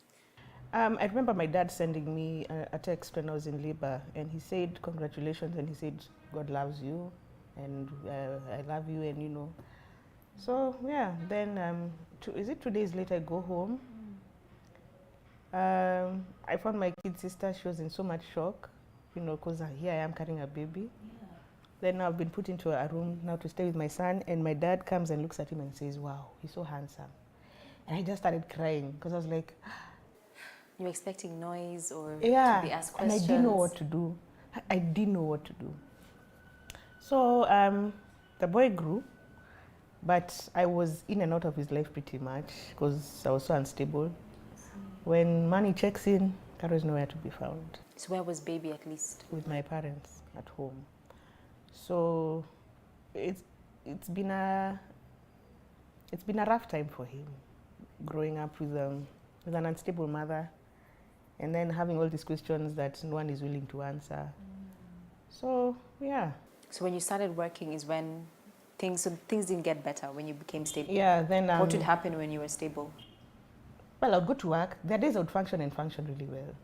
But then the days when it becomes bad, it's really bad. Because now it starts from Friday and goes on until... It used to be only Friday and Saturday. Then it became Friday, Saturday, Sunday. So Monday when I go to work, I have a hangover. And I can't function. So the hangover will take until Wednesday. You see, Wednesday is when now my body is back to being strong. Wednesday, Thursday, I'm good. Friday, it starts. Was there a trigger? What would get you back to that each time? It was just excitement. It was just excitement. My dad has always told me, I don't have a spine. You know, you're not solid. Yeah. So where the wind goes is where Caro goes with the wind. So weekends would reach, Fridays would reach, even the barman would call me. You're kidding. Say, where are you? Unakuja sangapi? Kumejulikana hivyo? Yeah, I even used to call and say, reserve for me 2 tables. Kuna wase wanakam. Then in 2007, I moved to a South African media house. So I used to travel in and out of Joburg. Yeah. So now the money was good. Then it would reach a point on Fridays at 10 in the morning. What would happen? Say, I'm in the bar. So I'm a salesperson. So I'm in the field. So if my boss calls me I'm in a certain bar somewhere on Standard Street, and I'm like, I'm with a client, do you in which office? That time I'm on my 3rd shot. By the time evening reaches, I'm just a wreck. Like literally out of body experience and realize, okay, Carol, I need to stop or I need help. Did you ever have your own moments like that? I would think I need to tone down, not I need to stop. And many people now from now towards 2007 would tell me, hey Carol, by the way, you drink so much and so fast. Me, I didn't know drinking so fast is a problem. Me, I'm just enjoying my booze, you see. Yeah. But my dad in 2007 noticed it because my son was sick. He was admitted at Gertrude's. So I was called to go and give him medicine. And I couldn't even put the spoon in his mouth. You're trembling. I was trembling. So my dad noticed and he wrote me a very long, was it a letter or a text? But he wrote, but me in my head, I'm like, I'm just enjoying life. What did he say? You need help, you have a problem, you're drinking too much. That was in 2007. And still that didn't wake you up? No. I'm telling you, Friday used to reach, I'm vibrating. What was the lowest you ever went in terms of getting anything, whatever means possible to get your hands on the alcohol? What is the lowest? Wow, I sold everything in my house. Everything? Yeah. As in like kikombe? I sold even the wardrobe doors of my house. Wardrobe door? Yeah. And people bought? Yes. I'm sorry to laugh. There's a guy who used to buy everything. I sold, the first thing to go was the fridge. From the fridge, I sold my gas. So I was using, those two stoves? Yeah. Those ones. You had a gas cooker, ukauza, ukatumia stove? The hapo. Then I remembered my seats. They had been bought by my ex's mother. Also, those ones went. So my kids would come and they sit on the floor. My son couldn't understand because my son was not living with me, he was staying with my folks. So when he comes on the weekend, he's like, Mom, what's going on? So me, addicts always have excuses. You always look to justify. Me, I have so many problems. You see, now I'm not working. And because he's a boy, he's a child, and he loves his mother. A child will always love his mother, even if your mother is what, Because it reached a point, I became, it reaches a point, you sink so low, you actually become suicidal. Oh, yeah? Yeah, you become suicidal because now you don't have money, your withdrawals are on high.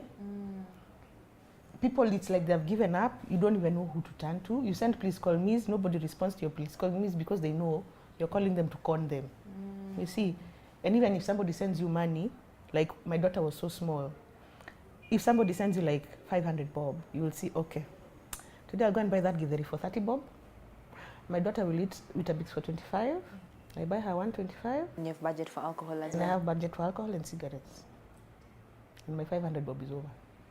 And tomorrow, the cycle continues. Because now you have withdrawals. You need to toe a lock in the morning. Who will I talk to?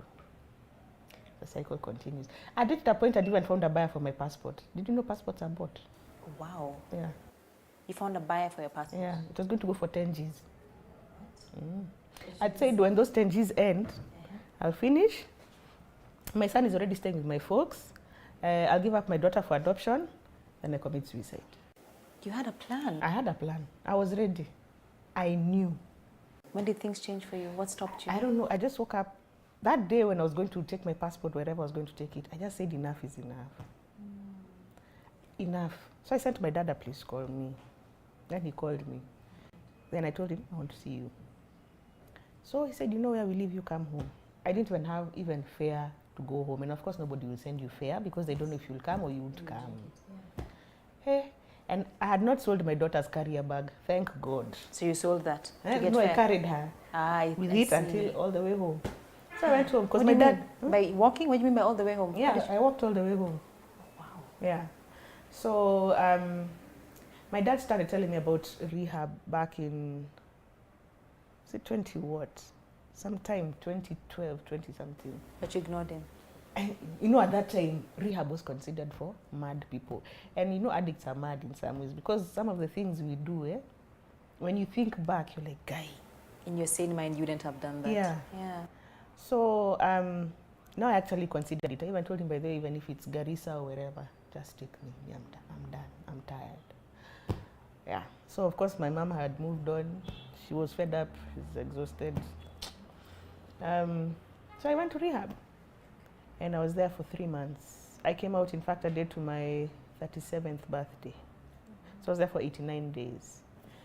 And in rehab is where my eyes opened up, and I realized there were so many issues that were going on in my life that I'd carried from a very young age.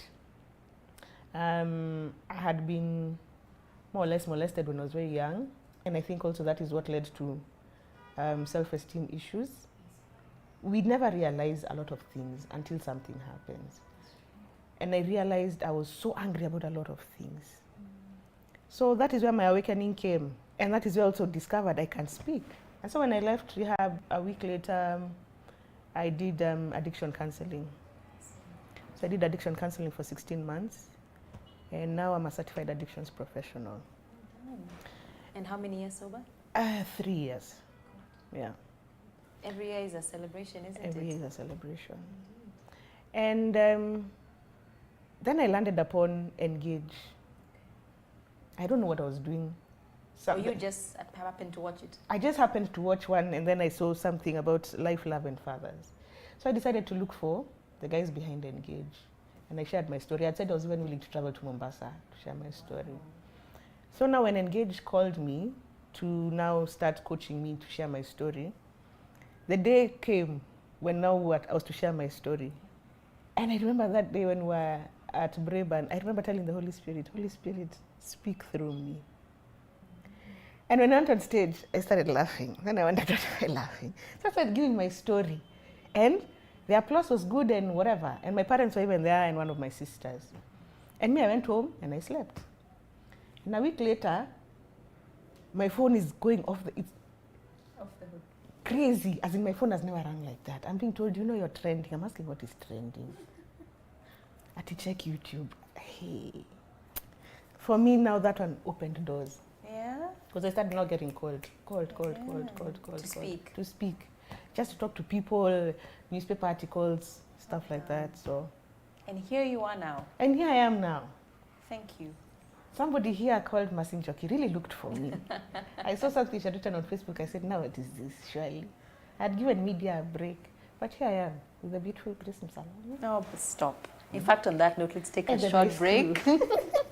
I think the lesson herein is, who would have imagined your, like you said, your calamity or your down moments or your low moments end up creating this, your purpose or your new lease of life. Yes. So I wasn't kidding, take a short break. Then we come back and continue this conversation. Stay right there. We'll be back.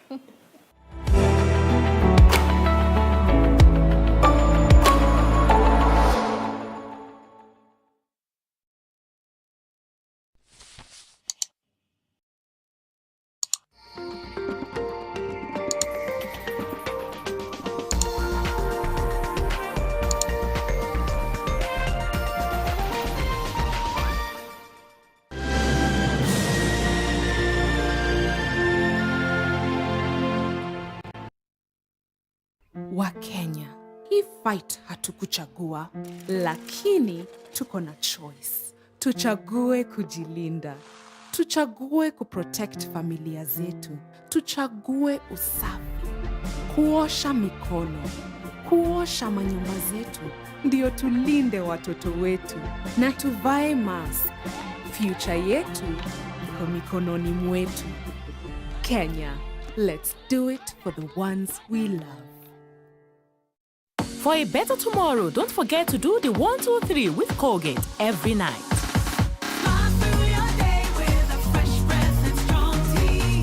So vile nasema, wacha nikubatie statistics. Niko na gamia 1,500. Tunakuwa drapo gamia na kuwa 6,000. 2,000 natengeneza leather, natengeneza viatu, wallet, kibeti, nauza hapa, na batia wewe 50%.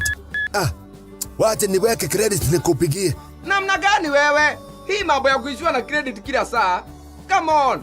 Nunua hiyo simu ya Vodafone. Calling fiber to fiber is 0 shillings per minute.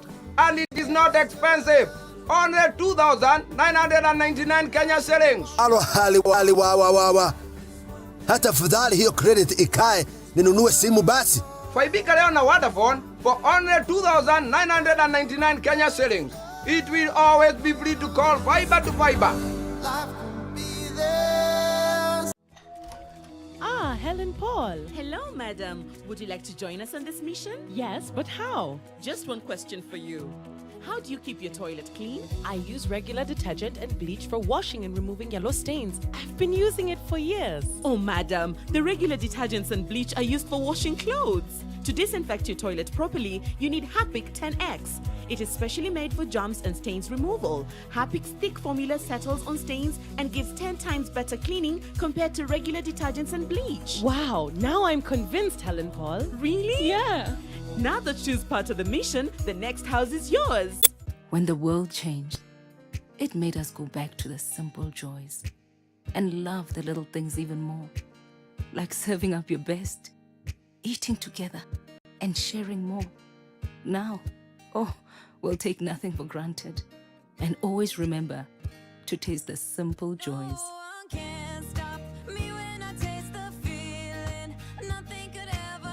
Coca-Cola. Taste the simple joys.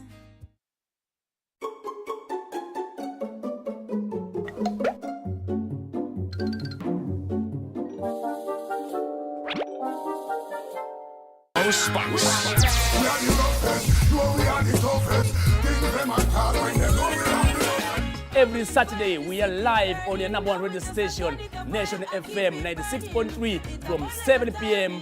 to 10 p.m. where we give you nothing but good reggae music and good vibes. Remember, #JamDownKE. I, Miss Katiwa, will be bringing you up to date. Yani nitakuwa nakupatia vako zote za kila story zenye zina hit reggae fraternity only on Vibes Mtaani. Alafu pia mazia pana sahau DJ Morighty anakuwa anachezea request zako zote from all around the world. Reggae music from roots, lovers and dancehall music. You got to request #JamDownKE right here on NTV. Also, yes, they call me MC Jawachi. And call me Miss Katiwa. DJ Mo the roughest. Don't you go nowhere because nobody can stop reggae. We can come again.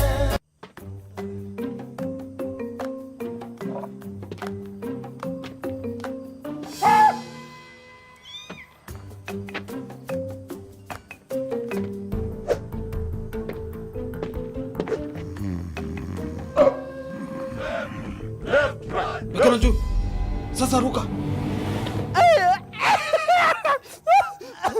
Nini? Ulikuwa tayari kuchangamka? Si ungesema.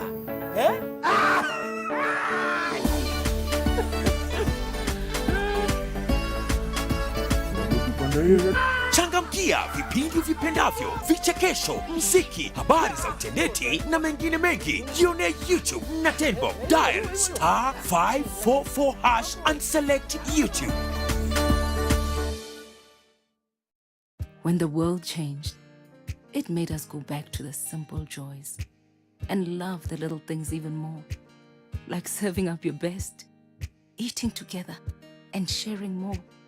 Now, we'll take nothing for granted and always remember to taste the simple joys.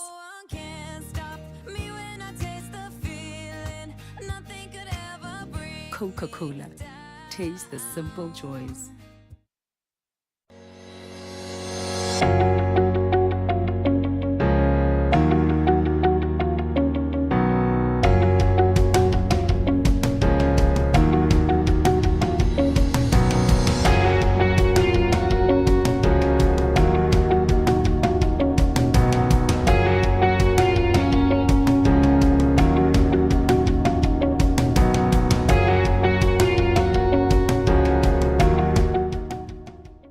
Are you looking for a university that offers quality and affordable education, training and research while nurturing your talents? Chuka University is the ultimate choice. With the state-of-the-art learning facilities, comprehensive curricula, you are guaranteed to achieve your career dreams. Our vibrant student clubs will nurture you holistically. Join our September intake and experience world-class training.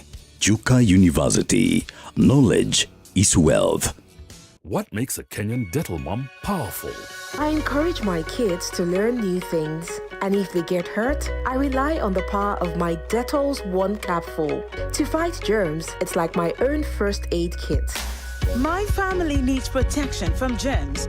I use the power of Dettol's One Capful to disinfect surfaces and clothes to keep them clean and safe from germs. I trust the power of Dettol's One Capful for bathing. The power of Dettol's One Capful protects from up to 100 illness-causing germs. Dettol, Kenya's #1 antiseptic for fighting germs. Become a powerful Kenyan mom with Dettol. Be 100% sure. Good morning, guys. Morning. I think I have my tea in the office.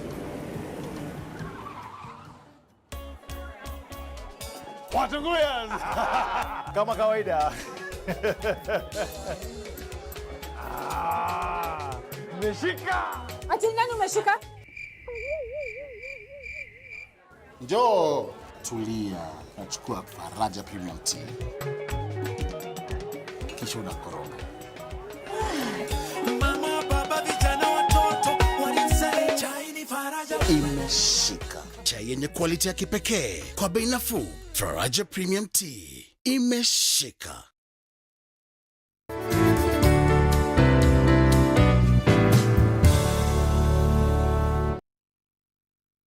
In partnership with the Ministry of Health, let's join together in following the set protocols. Wear your mask, sanitize, maintain social distance, and have your temperature checked each time you visit our stores. Naivas saves you money.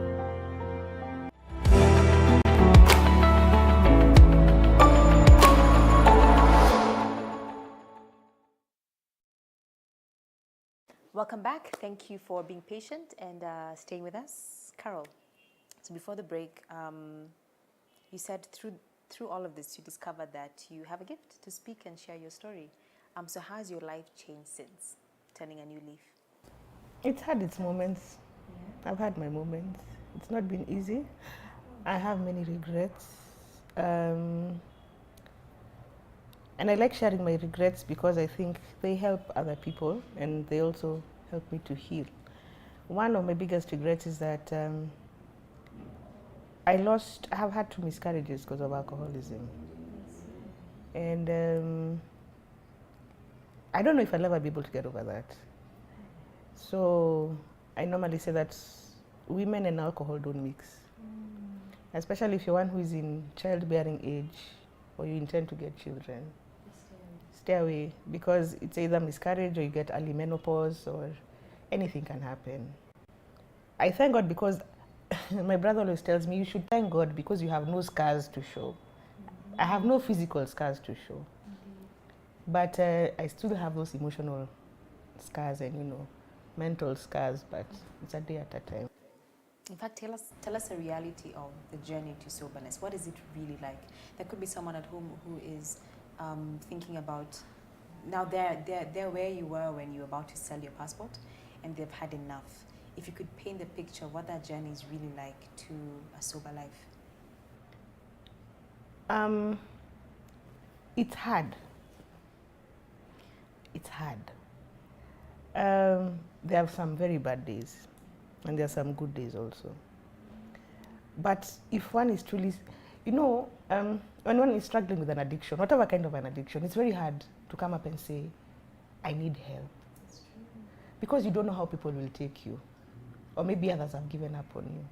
But it's always important to find that one person who will believe in you, because they're the ones who will hold your hand. In your bad days, when you're being silly, when you're doing crap, they're still there. Because an addict, nobody ever plans to be an addict. It just happens. Some it's because of genetical predisposition.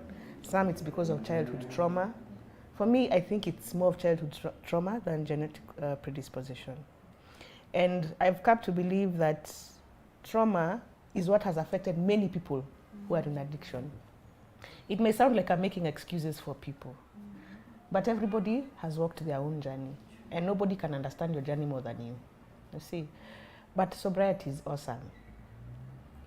Sobriety is awesome, but it's not easy. So what is it like being on the other side? It's freeing. It's freeing because at least you can talk to people who are struggling.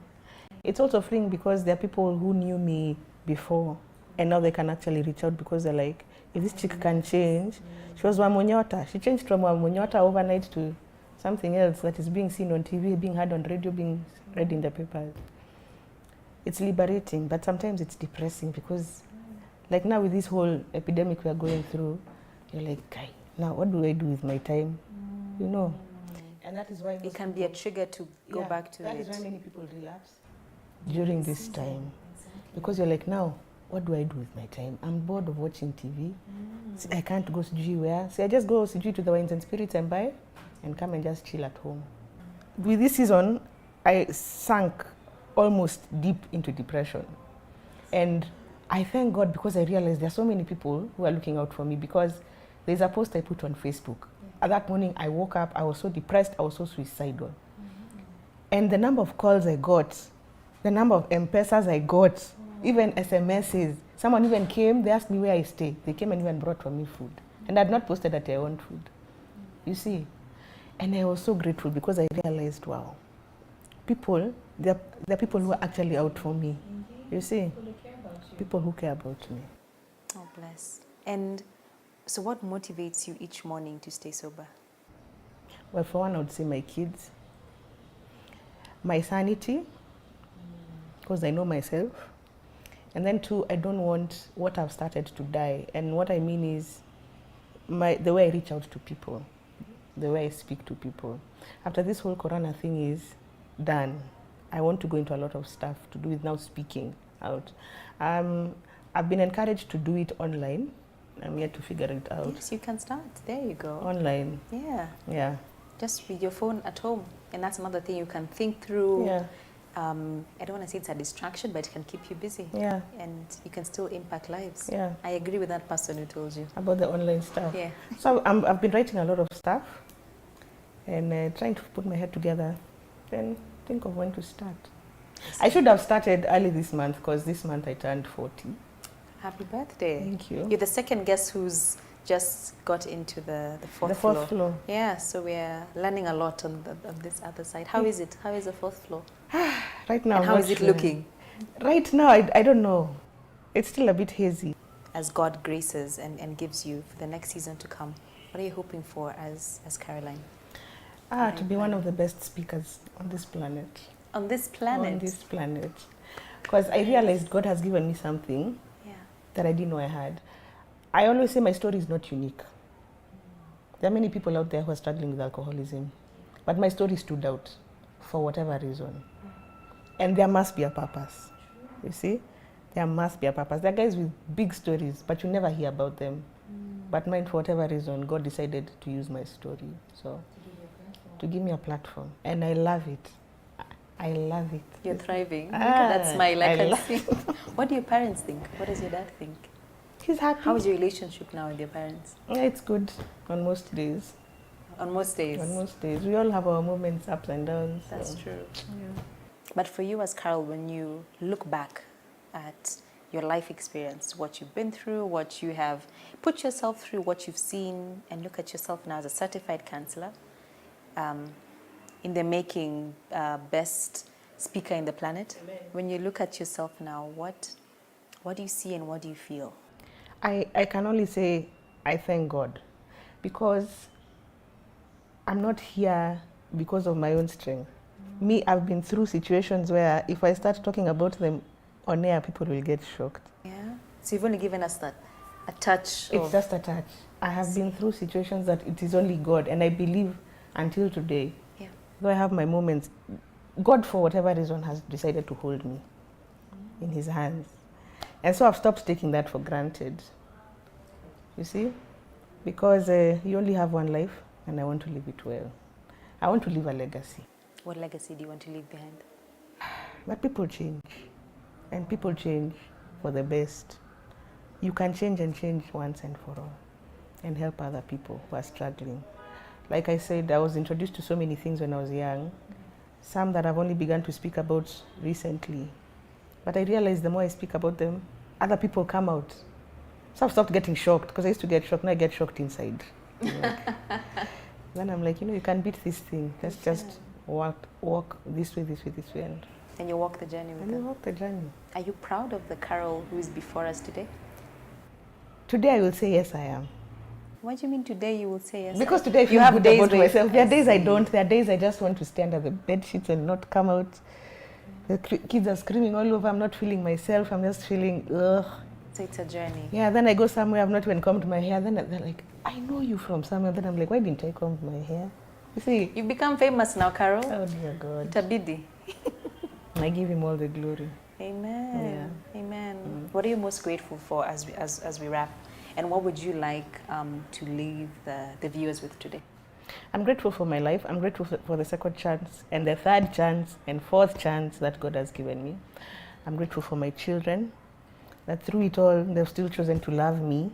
They have seen a lot, especially my son. He has seen a lot, but he still loves his mother.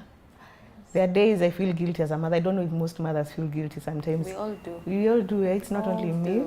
We never feel like we're doing enough. Yeah. It's a thing. Yeah, so I'm grateful for my children. I'm grateful for my family. I'm grateful for my support system. I have some friends who hold on to me like they've refused to let go. So I don't take them for granted anymore. And I'm grateful for being here and for having the chance to share a little bit about my story. So what would you tell someone at home watching who is a recovering addict or is still in that place of they can't let go of the bottle? What would you tell them today? It's a step at a time. If you are okay, I know there are people who say you can quit cold turkey. It's not easy for everybody. If you're doing 5 today, do 4 tomorrow. Do 3 tomorrow. But for goodness sake, seek help. Talk to somebody who has been in that line and is stronger than you. Because we are not strong, by the way. Addiction is, relapse is possible. And it happens, you see. But if you seek strength from somebody who's been there, then you're able to walk this journey. That person who has been through addiction will not judge you because they were in that hole. I used to laugh at people who used to pee on themselves when they have taken too much or they are sleeping in the sewage or sijui what. I used to say, siache, until I became one of them. It humbled you. It humbled me. Yeah. Even now when I look at people who are, I don't. Because I know it can happen to anybody. It can happen to anybody. So addiction is real, but recovery is also possible, and it is real. You just mentioned relapse can happen to anyone. Do you have moments where you fear you can relapse? Yes, I do. Especially when my mind is in a state. You don't have money. You don't know where your next meal is coming from. But you're thinking, Aki, if somebody sends me that 200 bob, you just might buy out. I might just buy that. So it can happen to anybody. And as much as we boast about being in recovery, because we say we are in recovery, you should never be too confident. You should always have a support system around you. You should always have a support system around you. Thank you for shining light and sharing your story and just highlighting the road to recovery. Have a support system and seek help. Don't be afraid to seek help. I think that's the one thing that holds us back. But don't be afraid. All of us have something we're dealing with. Seek help. Thank you for sharing your story, Carol. We wish you all the best. May you flourish and just grow in your 40s and enjoy it and thrive. We wish you all the best. We'll be looking out for your speaking engagements. Thank you. And may you be the best in the planet. Thank you so much for sharing that. Thank you for watching at home. Do take care, stay safe, stay well. God bless you. Good night and see you soon.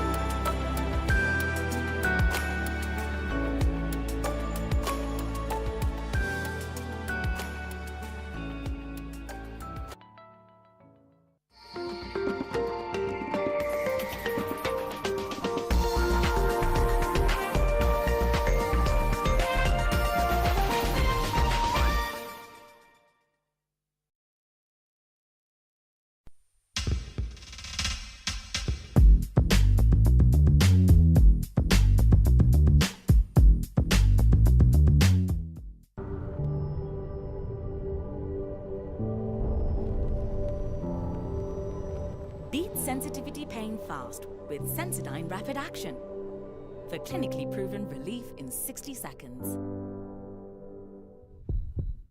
If you happen to be in a place in life experiencing the same things, the same circumstances, the same conditions, it is not a mystery. It is because that's where you're located spiritually. Now, that is why when God is changing you, is changing your condition, He changes your location spiritually.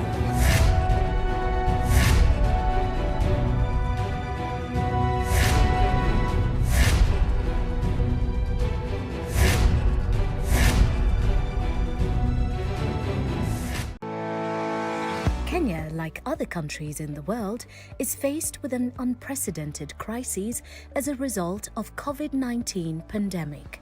KenGen is the leading electricity producer in the East African region.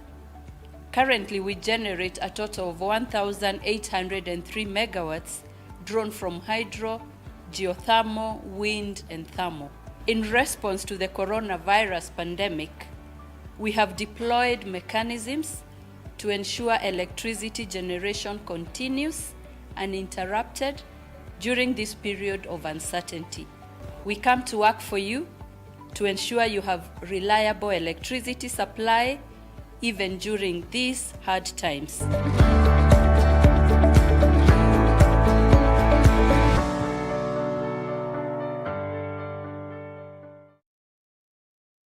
It's a trying time for the world, our country, and our people. As Naivas, we are committed to safety by fumigating our stores, availing sanitizers, conducting mass testing of our employees, and offering pre-counseling and counseling support. We appreciate our employees for their daily dedication in serving our customers. And since your safety is our safety, in partnership with the Ministry of Health, let's join together in following the set protocols. Wear your mask, sanitize, maintain social distance, and have your temperature checked each time you visit our stores. Naivas saves you money. Je, maumivu ya kichwa na kukosesha amani? Kaluma Strong hutuliza maumivu ya kichwa, maumivu ya mwili na hata huondoa joto jingi mwilini.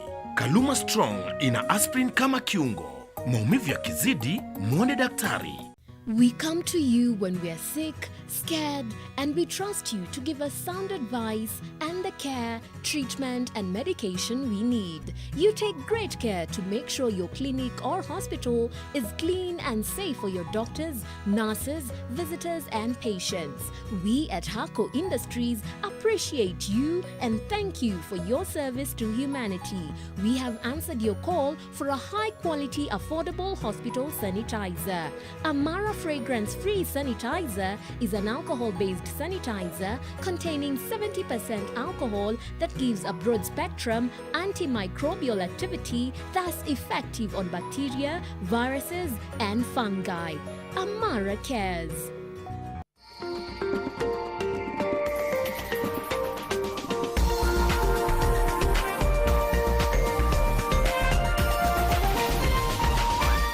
This is NTV.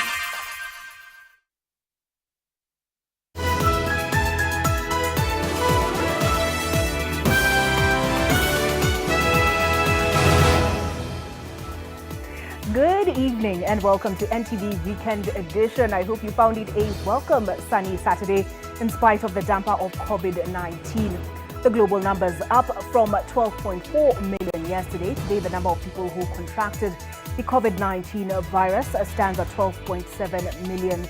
Deaths have risen to just under 564,000. Recoveries globally stand at 7.4 million. Now, on the continent, the number of infections are up another 20,000 and now stand at 563,000, while recoveries stand at 275,000. The US of A, which continues to record the highest number of new infections daily, is now at 3.3 million, with 1.5 million of those having recovered. Let's now take a look at the highlights. Tonight, 78 teens in Nairobi got pregnant daily between January and May, and the abortion rate is rising. Some homes are not safe, thereby creating situations where perpetrators and victims of gender-based violence spend more time together. Unsafe abortions further contribute to maternal morbidity and mortality in this age group. FGM, school dropouts, familiar defilers. How safe are girls in safe spaces? Also tonight, we have now lost 3 new fatalities to the disease, bringing our total fatality to 184. The COVID-19 numbers are rising, so are concerns over healthcare workers' safety. Doctors say the president's promise on an insurance scheme is still just a promise. We appeal that this directive be implemented to allay the anxiety and fear that has now gripped the healthcare workers. Plus, the president made an order, but some leaders, even in his cabinet, are out of order. High and mighty openly breaking COVID-19 rules with no repercussions, the growing narrative of 2 Kenyas. And all they wanted was to eat, but those were their last meals. Tukaweza kuchinja mbwa moja na tukaona hizo picha, na after kuchinja tukaona kwa nini liver. The liver was very yellow. In a month we are getting about 20 dogs admitted here. Killer dog foods.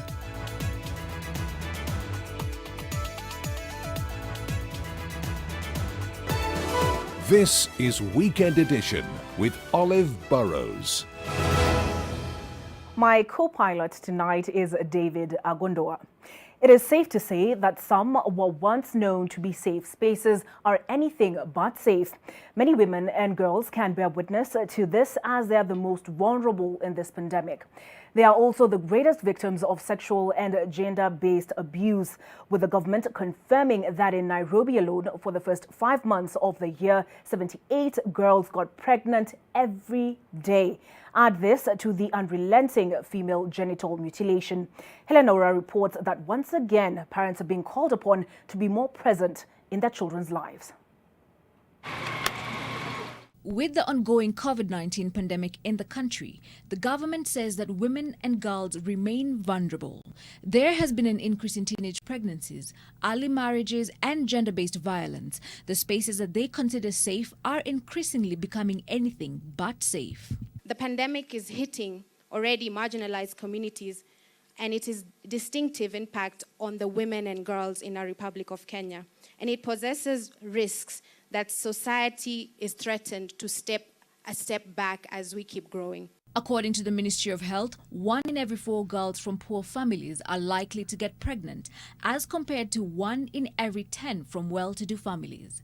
From January to May, Nairobi County alone recorded 11,795 cases of teenage pregnancies, an increase from the 11,410 cases recorded in 2019.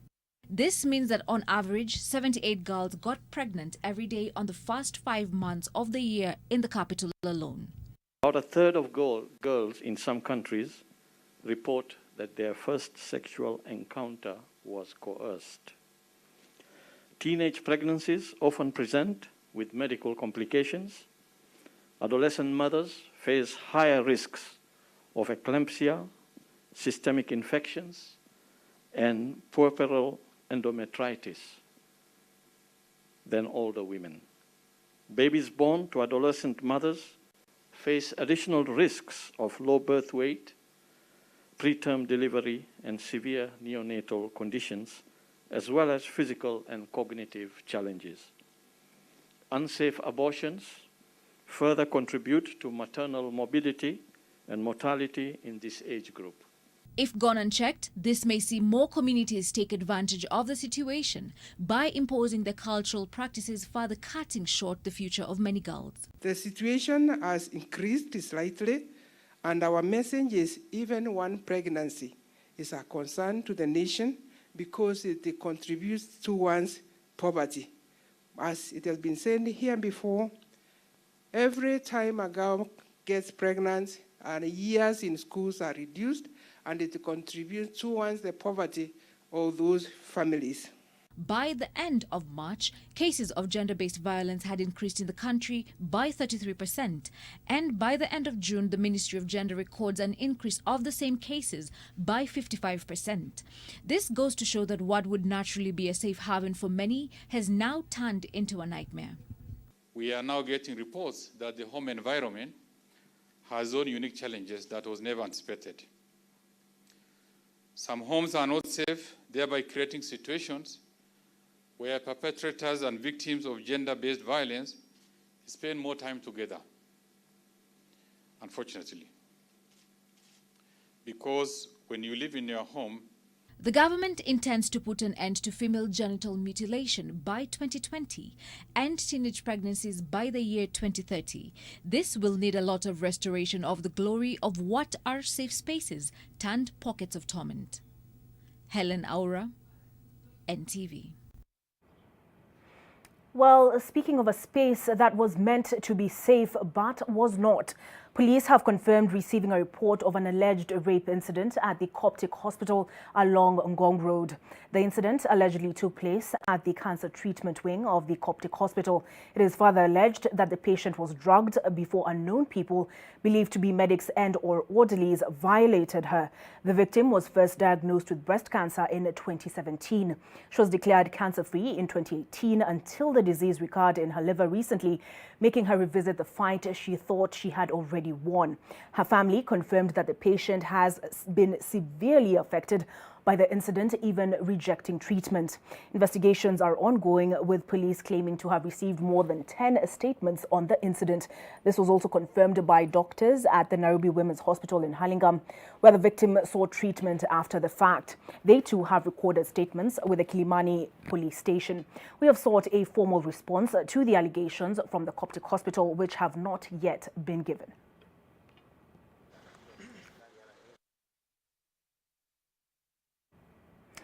One more nurse in the county is under critical care in a hospital after contracting the COVID-19 virus. The government says that the nurse was admitted after developing respiratory distress. This comes amid contradicting information from the Kenya Medical Practitioners and Dentists Union, claiming that 2 nurses have succumbed to the pandemic. NTV's Kevin Mutai has more, including confirmation of the country's death toll, which now stands at 184 after 3 more people succumbed. The state and safety of the healthcare workers in the country is unhealthy, a day after Dr. Doreen Lugaliki succumbed to the pangs of the coronavirus disease. This comes amid fresh reports from KMPDU that 2 more nurses have lost their lives to the disease. But the government, while giving the daily briefing on the COVID-19 situation in the country, distanced itself from the reports, only noting that one of the frontline workers is fighting for her life at the intensive care unit. Yes, I'm aware of one healthcare worker who is now critically ill, but the doctors and the nurses are doing everything possible, and we hope we'll have a good outcome. Going further, as the numbers rise, of course, the number of healthcare workers that will be exposed will equally rise. The union also criticizes the government over the delay in the implementation of the comprehensive medical cover for the healthcare workers, at the same time raising concern over lack of sufficient protective kits in hospitals. We welcomed the directive by His Excellency the President, Uhuru Kenyatta, which was issued 3 months ago, on a comprehensive insurance and compensation package for all healthcare workers.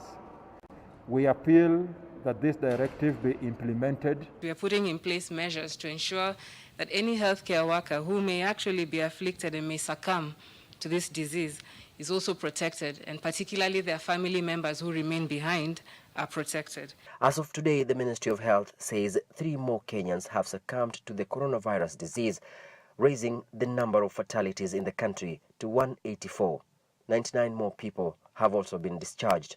278 people have tested positive for the virus, bringing the total number of cases in the country to 9,726.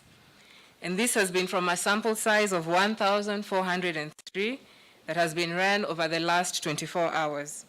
Kwale County has recorded 139 cases for COVID-19, but only 9 are currently under home-based care.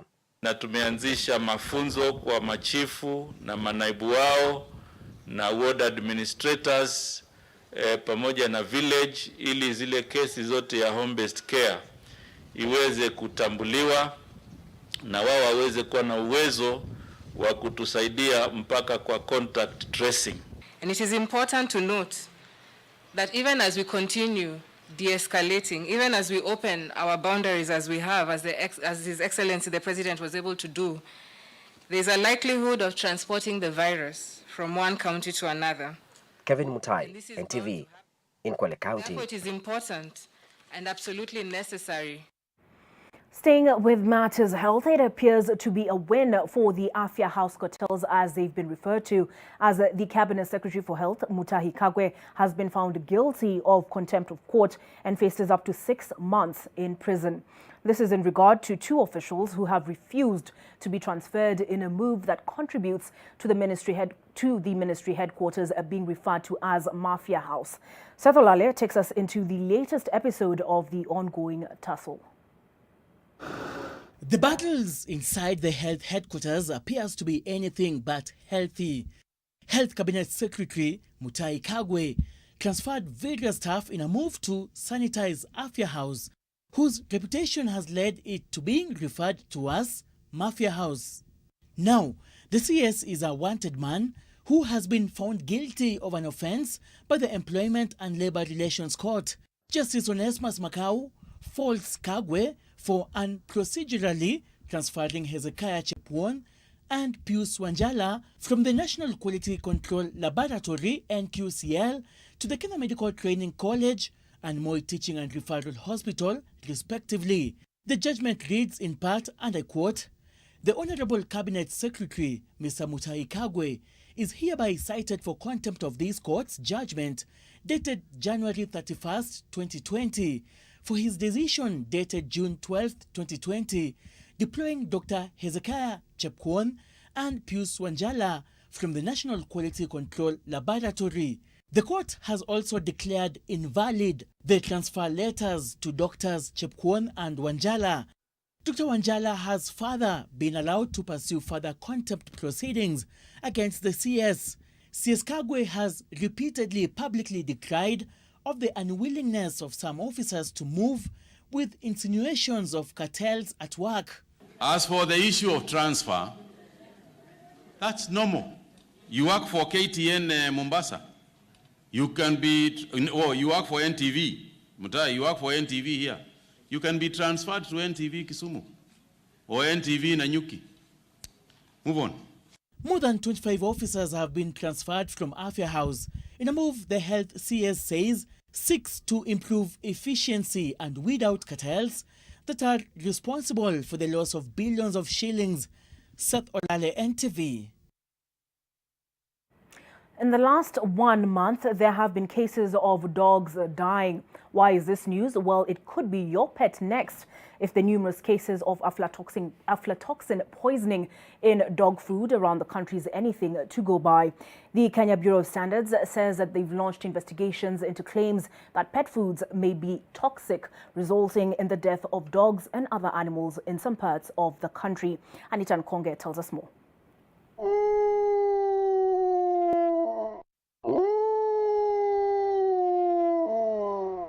A tragic tale for a man and his best friends. One that has left them not only grieving, but also counting losses, some nearing millions. For Bernard and his family based in Kirinyaga, they traced the probable cause to the dog food they had bought. Mifugo wetu, hata ng'ombe wangu walikuwa na shida. Kwa sababu the same mtu ambaye nilikuwa nanunulia ndiye alinisiambia atanitengenezea chakula ya umbwa. Na tulipowapea tumepata hasara kubwa. Jumla ya umbwa 10 tumewapoteza, tumewazika, na ni hasara kubwa sana. According to Bernard's family, who worked closely with the animals became weak, non-aggressive and withdrawn after consuming the feed. A post-mortem on the animals revealed a shocking find. Tukaita daktari, tukamwambia tukaweza kuchinja mbwa moja na tuko na hizo picha, na after kuchinja tukaona kwa liver, the liver was very yellow.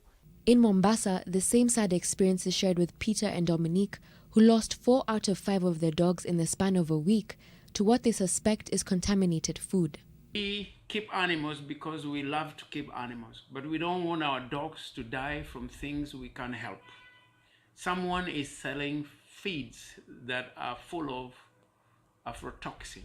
According to David Kabaria, a veterinarian based in Kitengela, says he too has come into contact with aflatoxin cases. Our friend dogs are having a lot of issues on aflatoxin poisoning. In a month, we are getting about 20 dogs admitted here. Aflatoxin basically attack mostly the liver cells and destroys them. So by the time you're getting the signs, the specific sign, almost 3/4 of the liver is gone. The doctor says that it is not clear where the food may have been contaminated, but it could have been anywhere between the manufacturing phase and the consumer phase. One of the said brands accused of this malpractice includes Bravo Foods. In a statement sent to NTV, Bravo Foods Limited stated that, as a self-policing measure, their goods are always tested before going in the market, and that they had also informed KEBS to randomly pick samples countrywide to ensure safety for pets, and that the products are in conformity with the standards. And that they had also informed KEBS to randomly pick samples countrywide to ensure safety for pets, and that the products are in conformity with the standards. The Kenya Bureau of Standards says that an investigation has been launched not only on that brand, but others that have been cited. They say that the responsibility of ensuring that products meet requirements before placement of the same for sale is vested by the law on the manufacturer and the outlets offering the products to consumers. Should the investigation reveal non-compliances, the responsible manufacturers and/or outlets will be held culpable as per the law. For victims like Bernard, Alex and Peter, it may be a little too late, for all they have now are fond memories of their friends. The emotional loss is too much. So na hapa kuna mbwa moja ilikuwa inaitwa Rihanna, ilikuwa mbwa mzuri sana. Kuna nyingine hapa inaitwa Captain, zilikuwa mbwa ambazo zilikuwa very friendly. Anita Nkonge, NTV. Hopefully we get some answers on that soon. Now to politics, and the rift in Mulembe Nation is seemingly growing wider as rival groups championing for the community's unity continue to emerge ahead of the 2022 general election. And as NTV's Zakias Masame now reports from Western Kenya, the search for the elusive Luhya unity could be far from over if the political activities carried out in the region this weekend is anything to go by. The western region of Kenya went wild quite literally today, with 4 different factions meeting in 4 different parts, forgetting what has been said about prohibition of political groupings as a COVID-19 measure. That being beside the point, the so-called Mulembe Nation groupings were all trying to show who is the sheriff in the western political town. The first group, led by devolution CS Eugene Wamalwa and Kakamega Governor Wycliffe Oparanya, has been traversing the region since its inception at Kotu Secretary General's Kajiado home nearly a month ago. Today, the same political caucus converged at the Kibabii University in Bungoma County. We are not interested in the issue ya kuwa spokesman wa Waluhya. We have a bigger agenda. And they agreed, me and Eugene Wamalwa, unite these leaders and we move forward. It had nothing to do with Luhya kingdom, Luhya gatekeeper, Luhya nini. Then a spokesperson, I just wonder, how do you become a vice president of the Republic and then start fighting to be a chairperson? Or a spokesperson of a clan? The second group, led by ANC leader Musalia Mudavadi and Bungoma Senator Moses Wetangula, was in Mhaya constituency, Vihiga County. both sinking their hooves in the ground. Wewe ukisimama na ukisema huyu hawezi, unataka lale kwako ndio jua anaweza.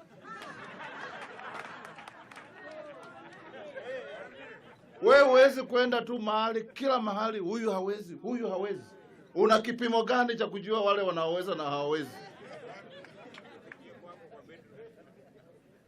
Juzi wameitana kule Kajiado. Sasa ile kiti alisema Musalia achukue ya Kingpin, amegawanya mara pili, amepatia watu wawili.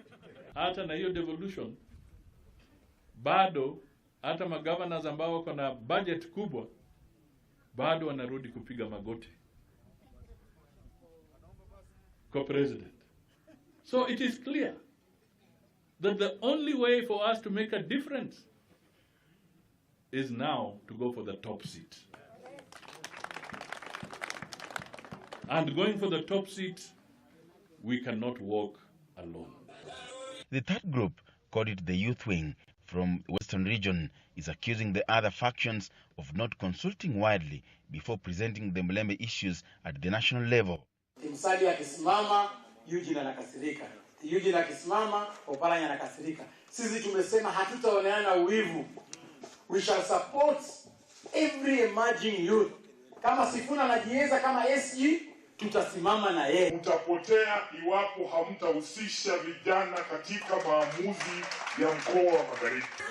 The fourth group, comprised of leaders said to be allied to the Deputy President William Ruto's 2022 presidential bid, were in Webuye West constituency. Sisi tukiendelea kutafuta kina Wetangula, kina Musalia na hawa wengine kwamba wafanye kazi na naibu rais, haimaanishi kwamba huyu mjumbe ya hapa Dan Wanyama hawezi kuwa naibu rais. It is not enough kuanza kusema sisi tutabeba kura ya Waluya, wengine wakiwa huku na wengine wakiwa huku. Hiyo mgawanyiko ndio inaumiza watu kutoka sehemu hii ya Western Region. Ndugu zetu Wetangula, ndugu yetu Eugene, ndugu yetu Oparanya, wakuje tuende pamoja. Zakis Masame, NTV. The government has repeatedly spoken of the need for the public to exercise caution in order to flatten the COVID-19 curve.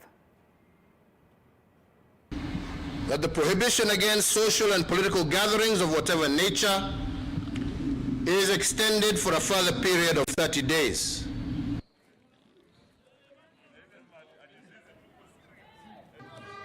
And every day, the infection rate appears to point at a growing contagion that needs to be arrested. And it makes sense to wash hands regularly, wear masks properly while in public, and observe social distancing. This, as you heard, was reinforced in that directive by President Uhuru Kenyatta.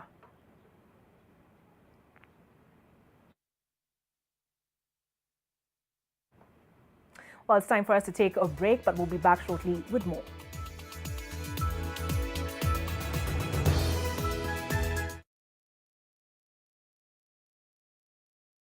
The aerial guarantee. Asante sana. Sasa, ni nini kingine ambacho unaweza ukamfanyia msichana wetu? Kila kitu, hata kufua nguo na aerial mpya. Basi, tuonyeshe. Hey, sasa fanya haya madoa yawe sugu zaidi. Sasa tufue kwa kutumia sabuni yako na kutumia aerial mpya. Aerial sasa inapatikana kwenye pakiti mpya. Unaniamini sasa? Aerial huondoa madoa sugu kwa mwosho mmoja. Ijaribu leo uamini. We have continued to receive reports of domestic violence. And I believe that we are in a situation where each one seems to be groping in the dark. There's a certain sense of loss. People are trying to find their feet in this new environment. Life expects responsibility from us and asks us to give the best of ourselves in the circumstances. Our following of Christ the Good Shepherd should enable us to have more compassion and concern for the vulnerable. These are the moments to mind the life of children. May the Lord give us the courage to care for each other and to be brave together knowing that we are not alone. For the Good Shepherd, who shed his blood for us, is with us to give us an assurance of life to the full.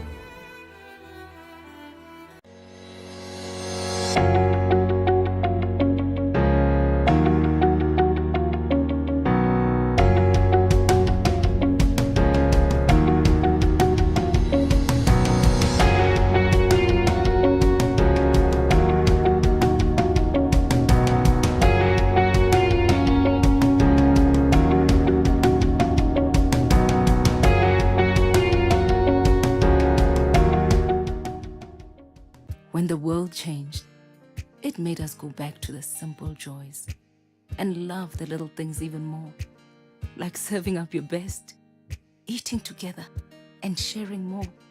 Now, we'll take nothing for granted and always remember to taste the simple joys.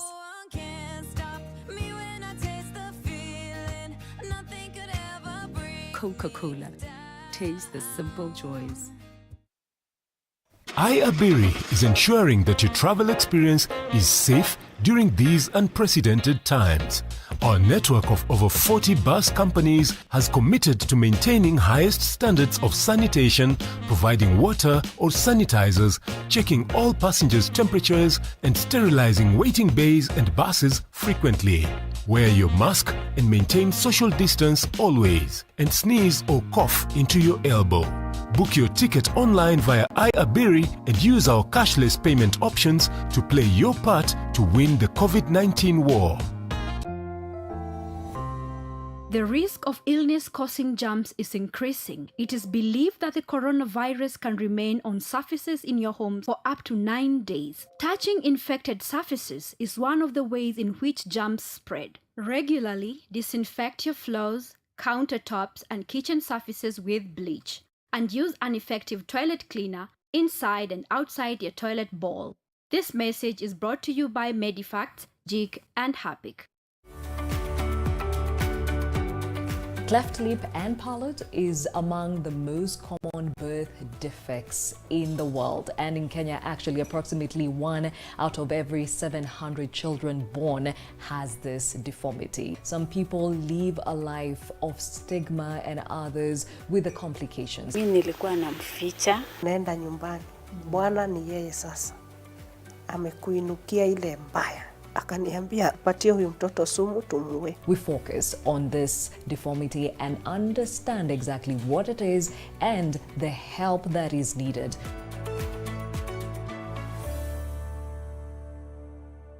Victory Gardens Kitengela by Optivan. This gated community is fully developed, filled with ultra-modern value additions. Call us today on 0790 300 300 or visit www.optivan.co.ke.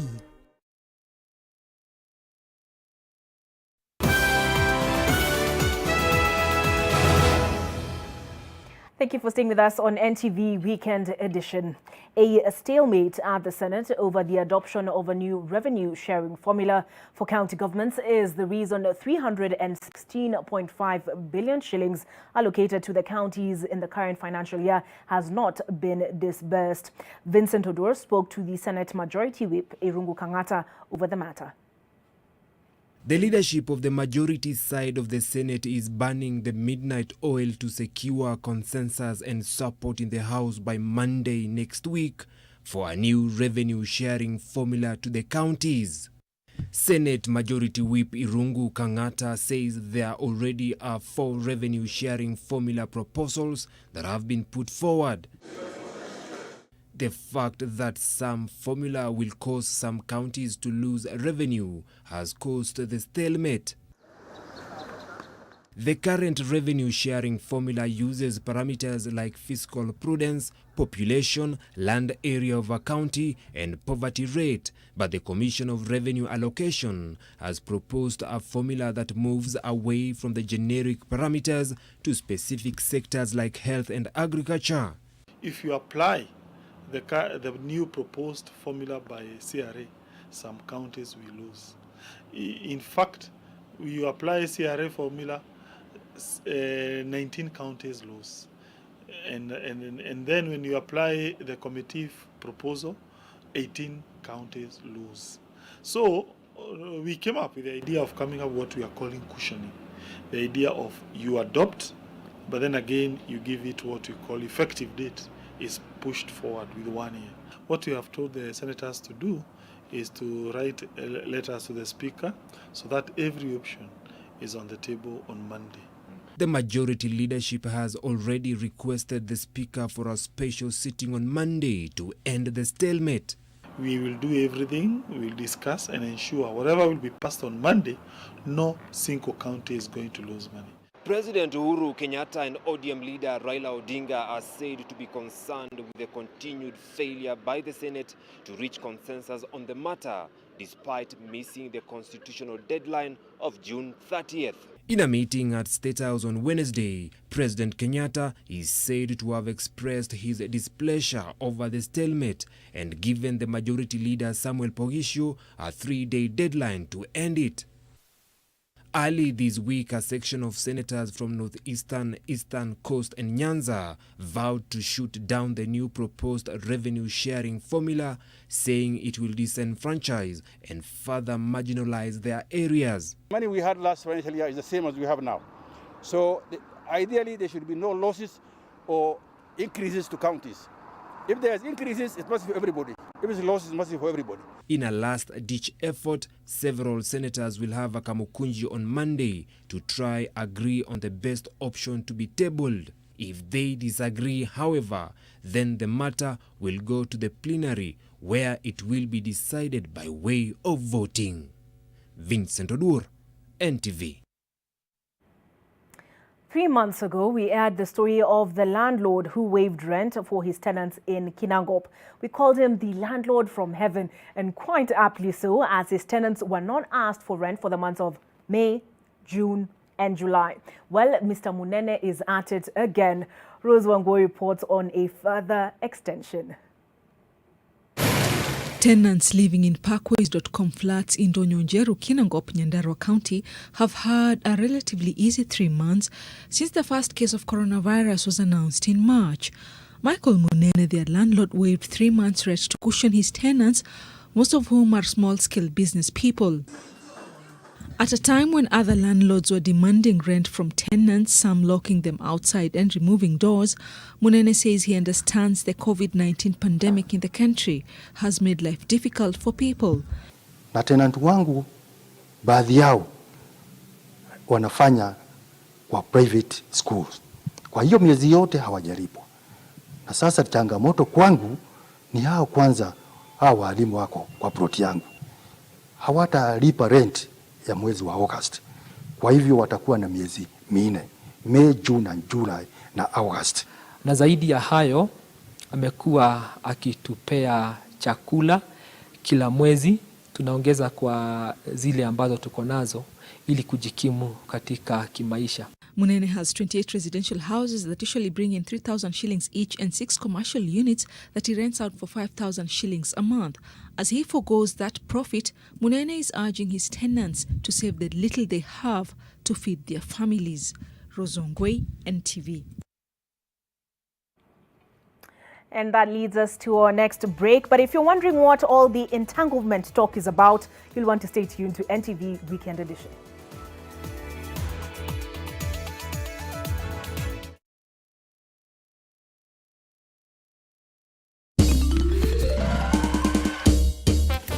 Sona moja imetengenezwa kwa njia spesheli ili kupambana na maumivu kwa haraka. Sona moja ina aspirin kama kiungo. Sona moja, kitulizo kamili. Maumivu yakizidi, pata ushauri wa daktari. For a better tomorrow, don't forget to do the 1, 2, 3 with Colgate every night.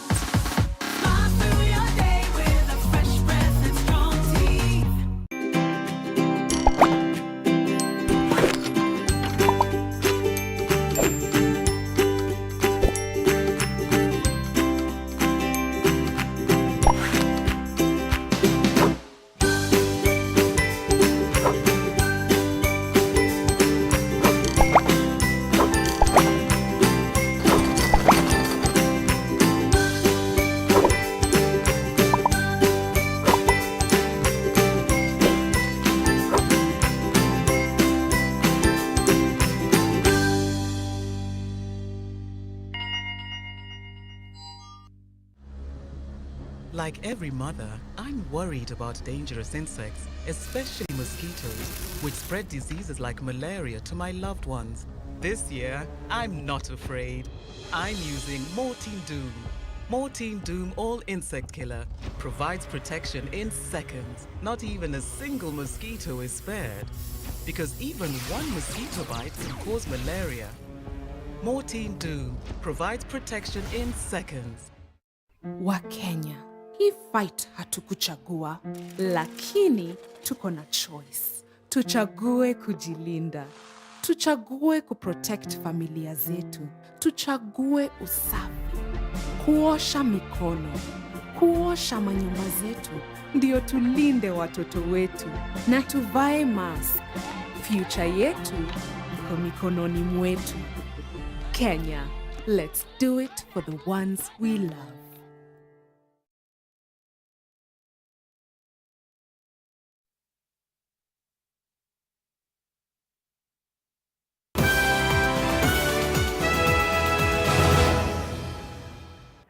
Once again, I'd like to thank you for staying with us on NTV Weekend Edition. Now, many youth under the age of 18 years of age have ventured into chewing cat, normally known as miraa in Kenya. But as they sit at their maskani, the issue of social distancing becomes an issue. It is feared that the COVID-19 virus may be spreading widely in such places if the social distancing rules are not followed. Parents are also complaining that the children have turned into thieves, and that is in order to buy miraa, or as it's more popularly known, mogoka. Fatma Bugu with that story. Wanashongaga, inaitwa kushonga miraa. Inaitwa nini? Tafadhali, chukua kidogo, kaa mbali kidogo. Si lazima uwe kabisa karibu sana na yule mwingine. Si lazima, unaweza kaa kidogo na miraa itaingia tu. The suggestion by the health CS may come off as a laughable for the boys in the hood, if we may call them that. This is their hangout joint or maskani in Kwale, where they pass time, chit-chat, and chew some mogoka, a stimulant plant and variant of hat, also known as miraa. Chewing the leaves give them a high. Mogoka yenyewe huwa inakufanya kuwa active, alafu akili yako pia inakuwa creative. Unatunga vitu fast. Sasa kama venye mimi naendelea sasa hii hapa. Mimi nasikia yani hata mtu ambaye anakuna mabiriani yake hapa simjali mimi. Yani nasikia yani niko mahali kwingine fresh yani. It may be sweet to chew, but a bitter reality to swallow, that they need to sit apart observing social distance, one of the key COVID-19 measures to avoid the spread of the disease, beats the essence and enjoyment of mogoka in their view. Beyond the concerns about possible spread of the coronavirus, the spread of financial and social effects on the society has become an even bigger problem. Ni mmea mmoja ambao umekuja kuathiri vijana, na vijana wetu wameingia full kabisa. Tunasikitika kwa sababu ndani ya maisha yao kwenye miaka kama 45 watakuwa hawafai tena. Those who use mogoka argue in its favor because they don't see it as abuse. Kweli imeathiri, lakini mimi naona heri kula mogoka kulipo kuvuta ule unga. Wale wa kuvuta unga wao amejisahau sana. But admittedly, if not taken in moderation, can be a major problem. Ukikuwa addicted sana, unaweza kuwa pia ukapotea kwenye mwelekeo wa kimaisha. Maana ukiamka wewe unafikiria tu steam tayari. Ukiamka unasikia steam tayari. Hata mambo mengine yanaenda kukupita. Wengine hawataki kazi nyingine. Mtu anakaa kwa bustani kutoka asubuhi mpaka jioni ni mogoka. Mandera County had temporarily banned hat or miraa sales, with local officials saying the sale and use of it may further spread coronavirus. In Lamu, miraa worth 25 million shillings was torched as part of the effort to combat the spread of COVID-19. To enjoy it, most would prefer being closely sat with their buddies, or washikaji, or mbogi, if you may, and as you can see, with the mask, it would be quite a task. With the lifting of cessation of movement in and out of Mombasa, Nairobi and Mandera, the trade of mogoka and miraa is bound to increase now, and that's something for the authorities to chew on. Fatma Bogo, NTV. Mira on the wall. I wonder who between Dan Mwangi and Mark Masai is channeling it on the news desk. Well, a section of leaders from Mount Kenya region, led by Senate Majority Whip Irungu Kangata, have asked their Mount Kenya colleagues allied to the former Gatanga Member of Parliament, Peter Kenneth, to stop politicking at the expense of development. The leaders maintain that their colleagues should not engage in succession politics while President Uhuru Kenyatta is still in office. Our president, he tells us that he wants to retire, and he tells us that it is right. Me, as the honorable member of Maragua, together with my people, I'll tell them it is good to go as our kingpin has said. If he tells us to go left, we shall do exactly that. Tafadhalini, gojeeni president amalize kazi yake. Tusiingie siasa. Mgojee mpaka 2022, hapo ndio tutaingia siasa. Kwa hivi sasa kiongozi wetu ni mmoja, Uhuru Muigai Kenyatta. Ni yeye yuko ametushikilia, tugojee tusiingie kwa hivi sasa ili watu wetu waweze kusaidika na maendeleo. Are you married, single, in a situationship, or perhaps entangled? More on that after this break.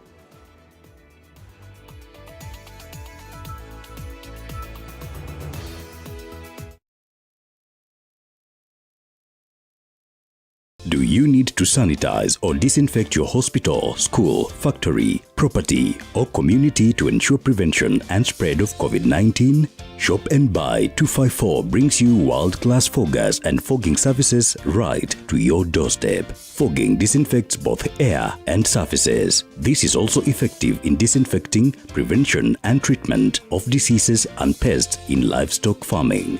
To buy your foggers or get fogging services, call 0722 748 074 or email shopandbuy254@gmail.com. Stay safe. The COVID-19 fight is a collective responsibility.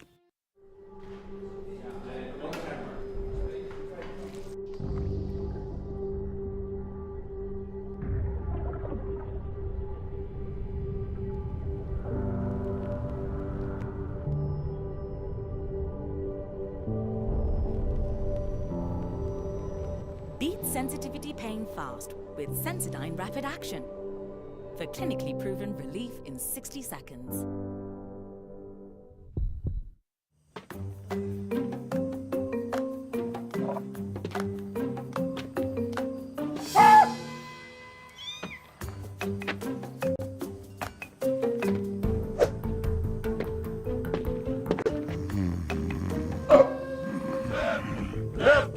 Mikono juu. Sasa ruka. Nini?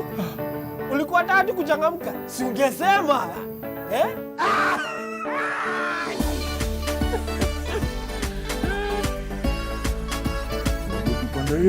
Changamkia vipindi vipendavyo, vichekesho, muziki, habari za uteneti na mengine mengi. Jione YouTube na Tenbo. Dial *544# and select YouTube.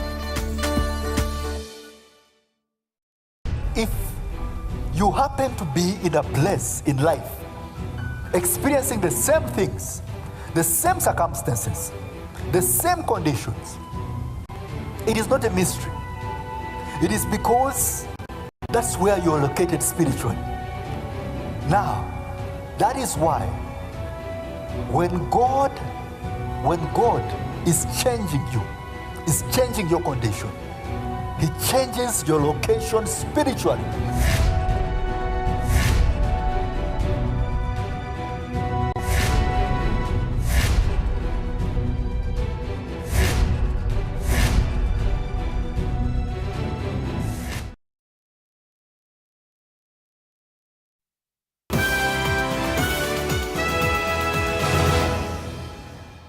Welcome back to NTV Weekend Edition. A food distribution exercise that was attended by U.S. Ambassador to Kenya, Kyle Makata, was temporarily disrupted after the chairperson of the Kandara Residents Association was blocked from addressing the envoy. Philip Njuguna, who has filed a suit against the renewal of the lease held by US-based firm Del Monte Limited, says he wanted to seek the envoy's intervention by handing him a petition on behalf of the members.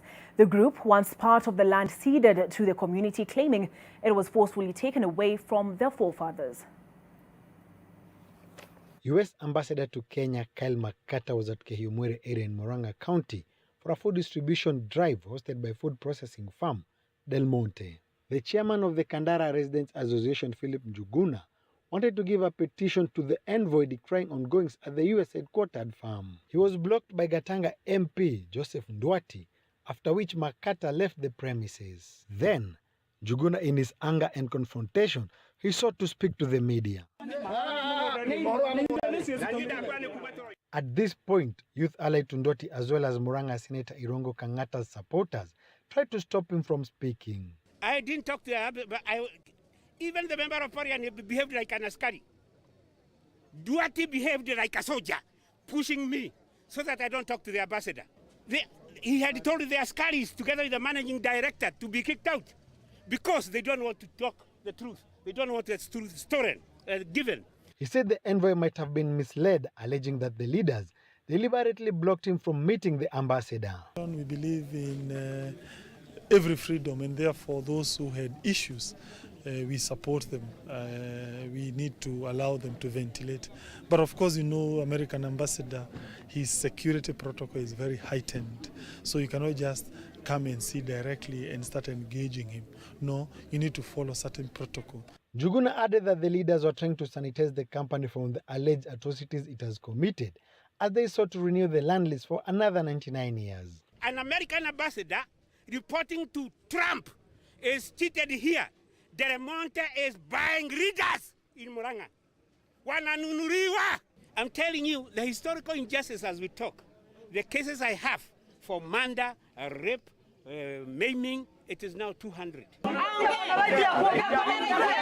It took the interventions of the residents who had come to receive the food donation to stop his ejection. Del Monte says the resolution of the matter is in the best interest of the community. I stand here representing Del Monte Kenya, a company that is proud to be counted amongst those who have significantly contributed to the general well-being of Kenyans over the last several decades, and also continue exploring ways in which this can be enhanced further. Some residents are not sold to this and still demand justice. Grievances are very legitimate. The only issue is how you highlight those issues before the ambassador. It is true, yeah, Del Monte may need to cede some of its land for public use. Martin Mora, NTV, Murang'a County. I asked you before, what is your relationship status? Are you married, single, or in a situationship? Here's a new one for you, entanglement. If you've been keeping up with the Smiths, you know August is not just a month, but a test of Mr. Smith's will. This month, the 27-year-old singer-songwriter went public about an affair he had with the 48-year-old Jada Pinkett Smith, with Will's blessing, shattering the black couple gold's illusion their fans cherished. Jada has since owned up to the affair at a Red Table Talk with her husband, describing it as an entanglement that happened more than 4 years ago when she and Will had taken time off their marriage. You kicked me to the curb. I was done with you. Yeah. You need to say clearly what happened. As far as what? You and I decided we were going to take our space, and what happened? Yeah, and then I got into an entanglement with August. That's what I said. An entanglement? Yes.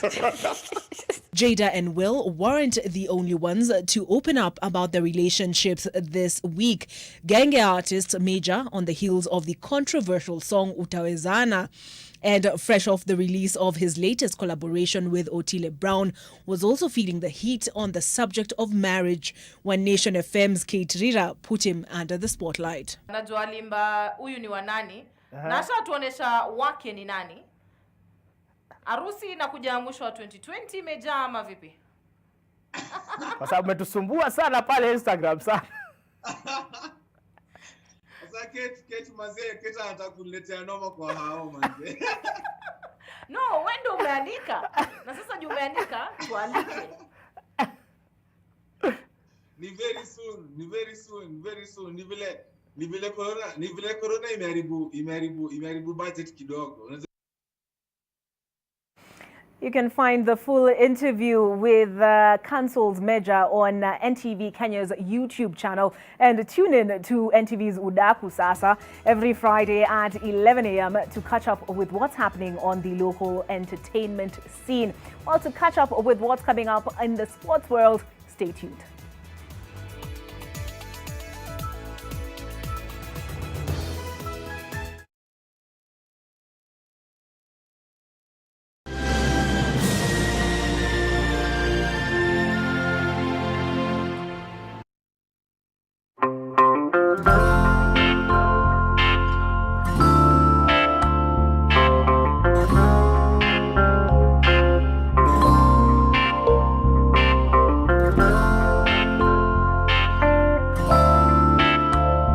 Breaking news from Molfix. Let's see what they're developing right now. That is just for me. It really feels very comfy. Molfix pants with anatomic fit technology. New Molfix pants, an invention from babies for babies. You should also try Molfix. Hello, I'm Captain Cargo, your guide at Kenya Ports Authority today. I'm here to help you navigate through all the shipping and cargo processes at the Port of Mombasa with utmost ease. So, if you want to know about our marine and cargo services and tariffs we charge, if you want to learn more about the cargo clearance processes for imports and exports, or if you're interested in our customer service standards, I'm Captain Cargo, always happy to show you the ways of the Port of Mombasa. For questions and to discover more, visit me at www.kpa.co.ke/Captain Cargo.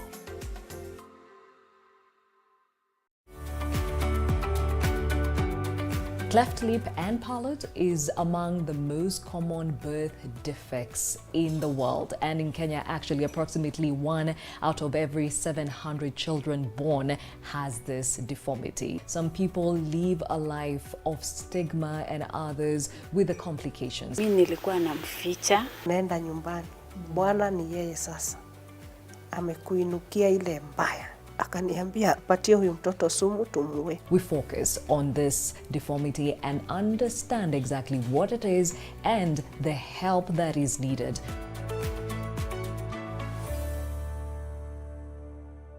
Victory Gardens Kitengela by Optivan. This gated community is fully developed, filled with ultra-modern value additions. Call us today on 0790 300 300 or visit www.optivan.co.ke. This week on Churchill Show. What do you say thank you? Shukran. Shukran. We take a journey of one courageous, lone Somali lady who dared to take the stage. Sijaona Msomaliana pesa. Sasa ukienda nikwambie tu kweli. Ile siku utapatana na Msomaliana pesa. Naye msaidie huyo anateseka. This is the amazing story of Nasra. If you happen to be in a place in life, experiencing the same things, the same circumstances, the same conditions, it is not a mystery. It is because that's where you're located spiritually. Now, that is why when God is changing you, is changing your condition, He changes your location spiritually.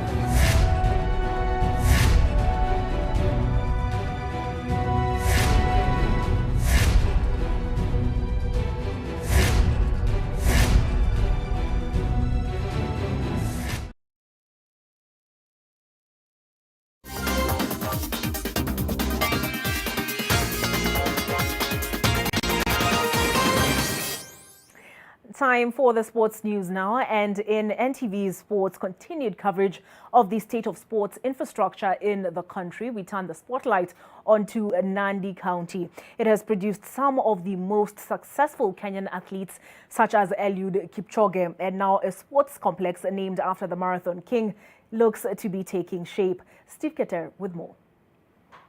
In Nandi County, on the outskirts of Kapsabet town, the second phase of the Eliud Kipchoge Sports Complex nears completion at an estimated consolidated cost of 100 million shillings.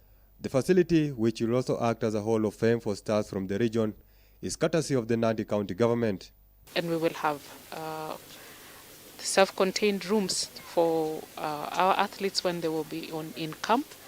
So far, we have 32 that are almost ready, but our plan is to have a 200-bed capacity in our phase 3 to be able to put up a swimming pool. The facility, whose first phase cost an estimated 30 million, was named in honor of Olympic marathon champion Eliud Kipchoge after he broke the marathon world record in Berlin in 2018. The complex will also host offices for Anti-Doping Agency of Kenya, as well as the Athletics Kenya. Tunaweza kusema track imekamilika. Ukiangalia ukitazama kwa pitch, nyasi imeweza kupandwa. Mambo ambayo yamebaki ni chache sana. Ni kujenga pavilions pale na kujenga mahali pa kuchange ama washrooms. The facility will primarily be used as a training camp, while the Kipchoge Keino Stadium in Nandi will be used for competitions. Steve Keter, NTV Sport. To the La Liga now, where Barcelona are currently in action away to Valladolid, looking to lessen the 4-point deficit between themselves and league leaders Real Madrid. Zinedine Zidane's side are 2 wins away from clinching the La Liga title after victory over struggling Alaves. Karim Benzema's penalty put the league leaders in front. The Frenchman then teed up Marco Asensio for the second, awarded after VAR overruled an incorrect offside decision. If Barca lose tonight, then Real can clinch the title by beating Granada on Monday. In other games, Atletico Madrid host Real Betis and Osasuna take on Celta Vigo. It always did look so. As Benzema, I think it's not offside, Andy. or maybe just his shoulder leaning offside. We will see. The decision is goal. So Real Madrid, and we see it was a clumsy tackle. The penalty has been confirmed, so it will be Karim Benzema from the spot to give Real Madrid the lead. Different captain, same outcome. Real Madrid. Oh, this could be offside, I think, against Benzema. Flag not up at the moment. He squares it to Asensio, who scores, but as he does so, the flag does go up. It always did look so.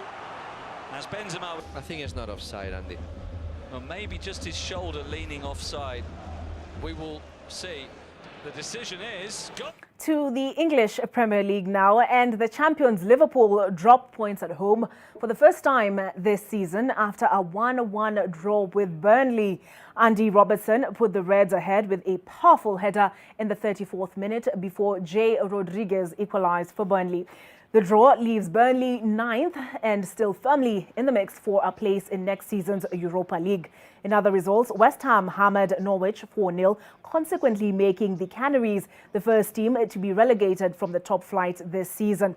And Watford edged Newcastle 2-1. The game between Sheffield United and Chelsea has concluded, while in the late kickoff, Manchester City are away to Brighton. I don't think there's an offside initially, but once it is headed by Burnley just to keep it alive. I mean, it's a brilliant hit from Rodriguez. I think it was Tarkovsky got his head to it to start with. And Mercedes driver Lewis Hamilton is on pole for the, this one is a tongue twister, Styrian Grand Prix at the Red Bull Ring in Austria after a wet qualifying session. Hamilton overcame the treacherous conditions to beat Red Bull's Max Verstappen by more than 1 second. The gap to the second-place driver being a rare occurrence in qualifying. McLaren's Carlos Sainz is third, while Hamilton's teammate Valtteri Bottas will start fourth. Ferrari's Sebastian Vettel came in 10th over 2 seconds adrift of Hamilton. Qualifying took place after the third free practice was cancelled because of the rain. Lewis Hamilton on pole position. What a lap, I mean. Definitely had my heart in my mouth, but I was able to improve on the next lap, nice and clean. And I love these days, you know. You remember when we used to race back in Larkpool and those places was like this, but obviously 100 times worse. Ida Wiringa, you so owe me one. Well, that's it for NTV Weekend Edition. David Agwandua has been my co-pilot or my co-host tonight, but coming up is a jam down with Miss Katiwa.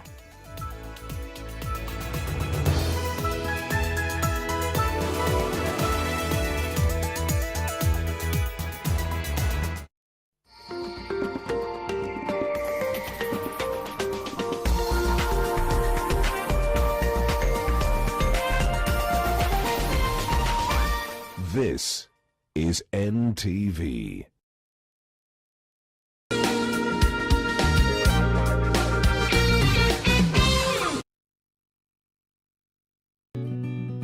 I help women find independence by training them in fish farming. It's tough on my back, joints, and can cause headaches. Panadol Extra relieves multiple types of pain. If symptoms persist, seek medical advice. Pata 50% extra credo bila expiry ya kupiga na ku-SMS across networks. Piga star 444 star scratch card pin hash, na kama ni M-Pesa star 444 star 2 hash. Safaricom for you. Do you need to send your parcel or document during this period? The Nation Courier Services, with over 15 years of distribution experience, will deliver it for you. We deliver to every corner of Kenya. Due to our strong distribution network, have overnight door-to-door service and same-day intra-city service with the security and safety of the client's shipment guaranteed.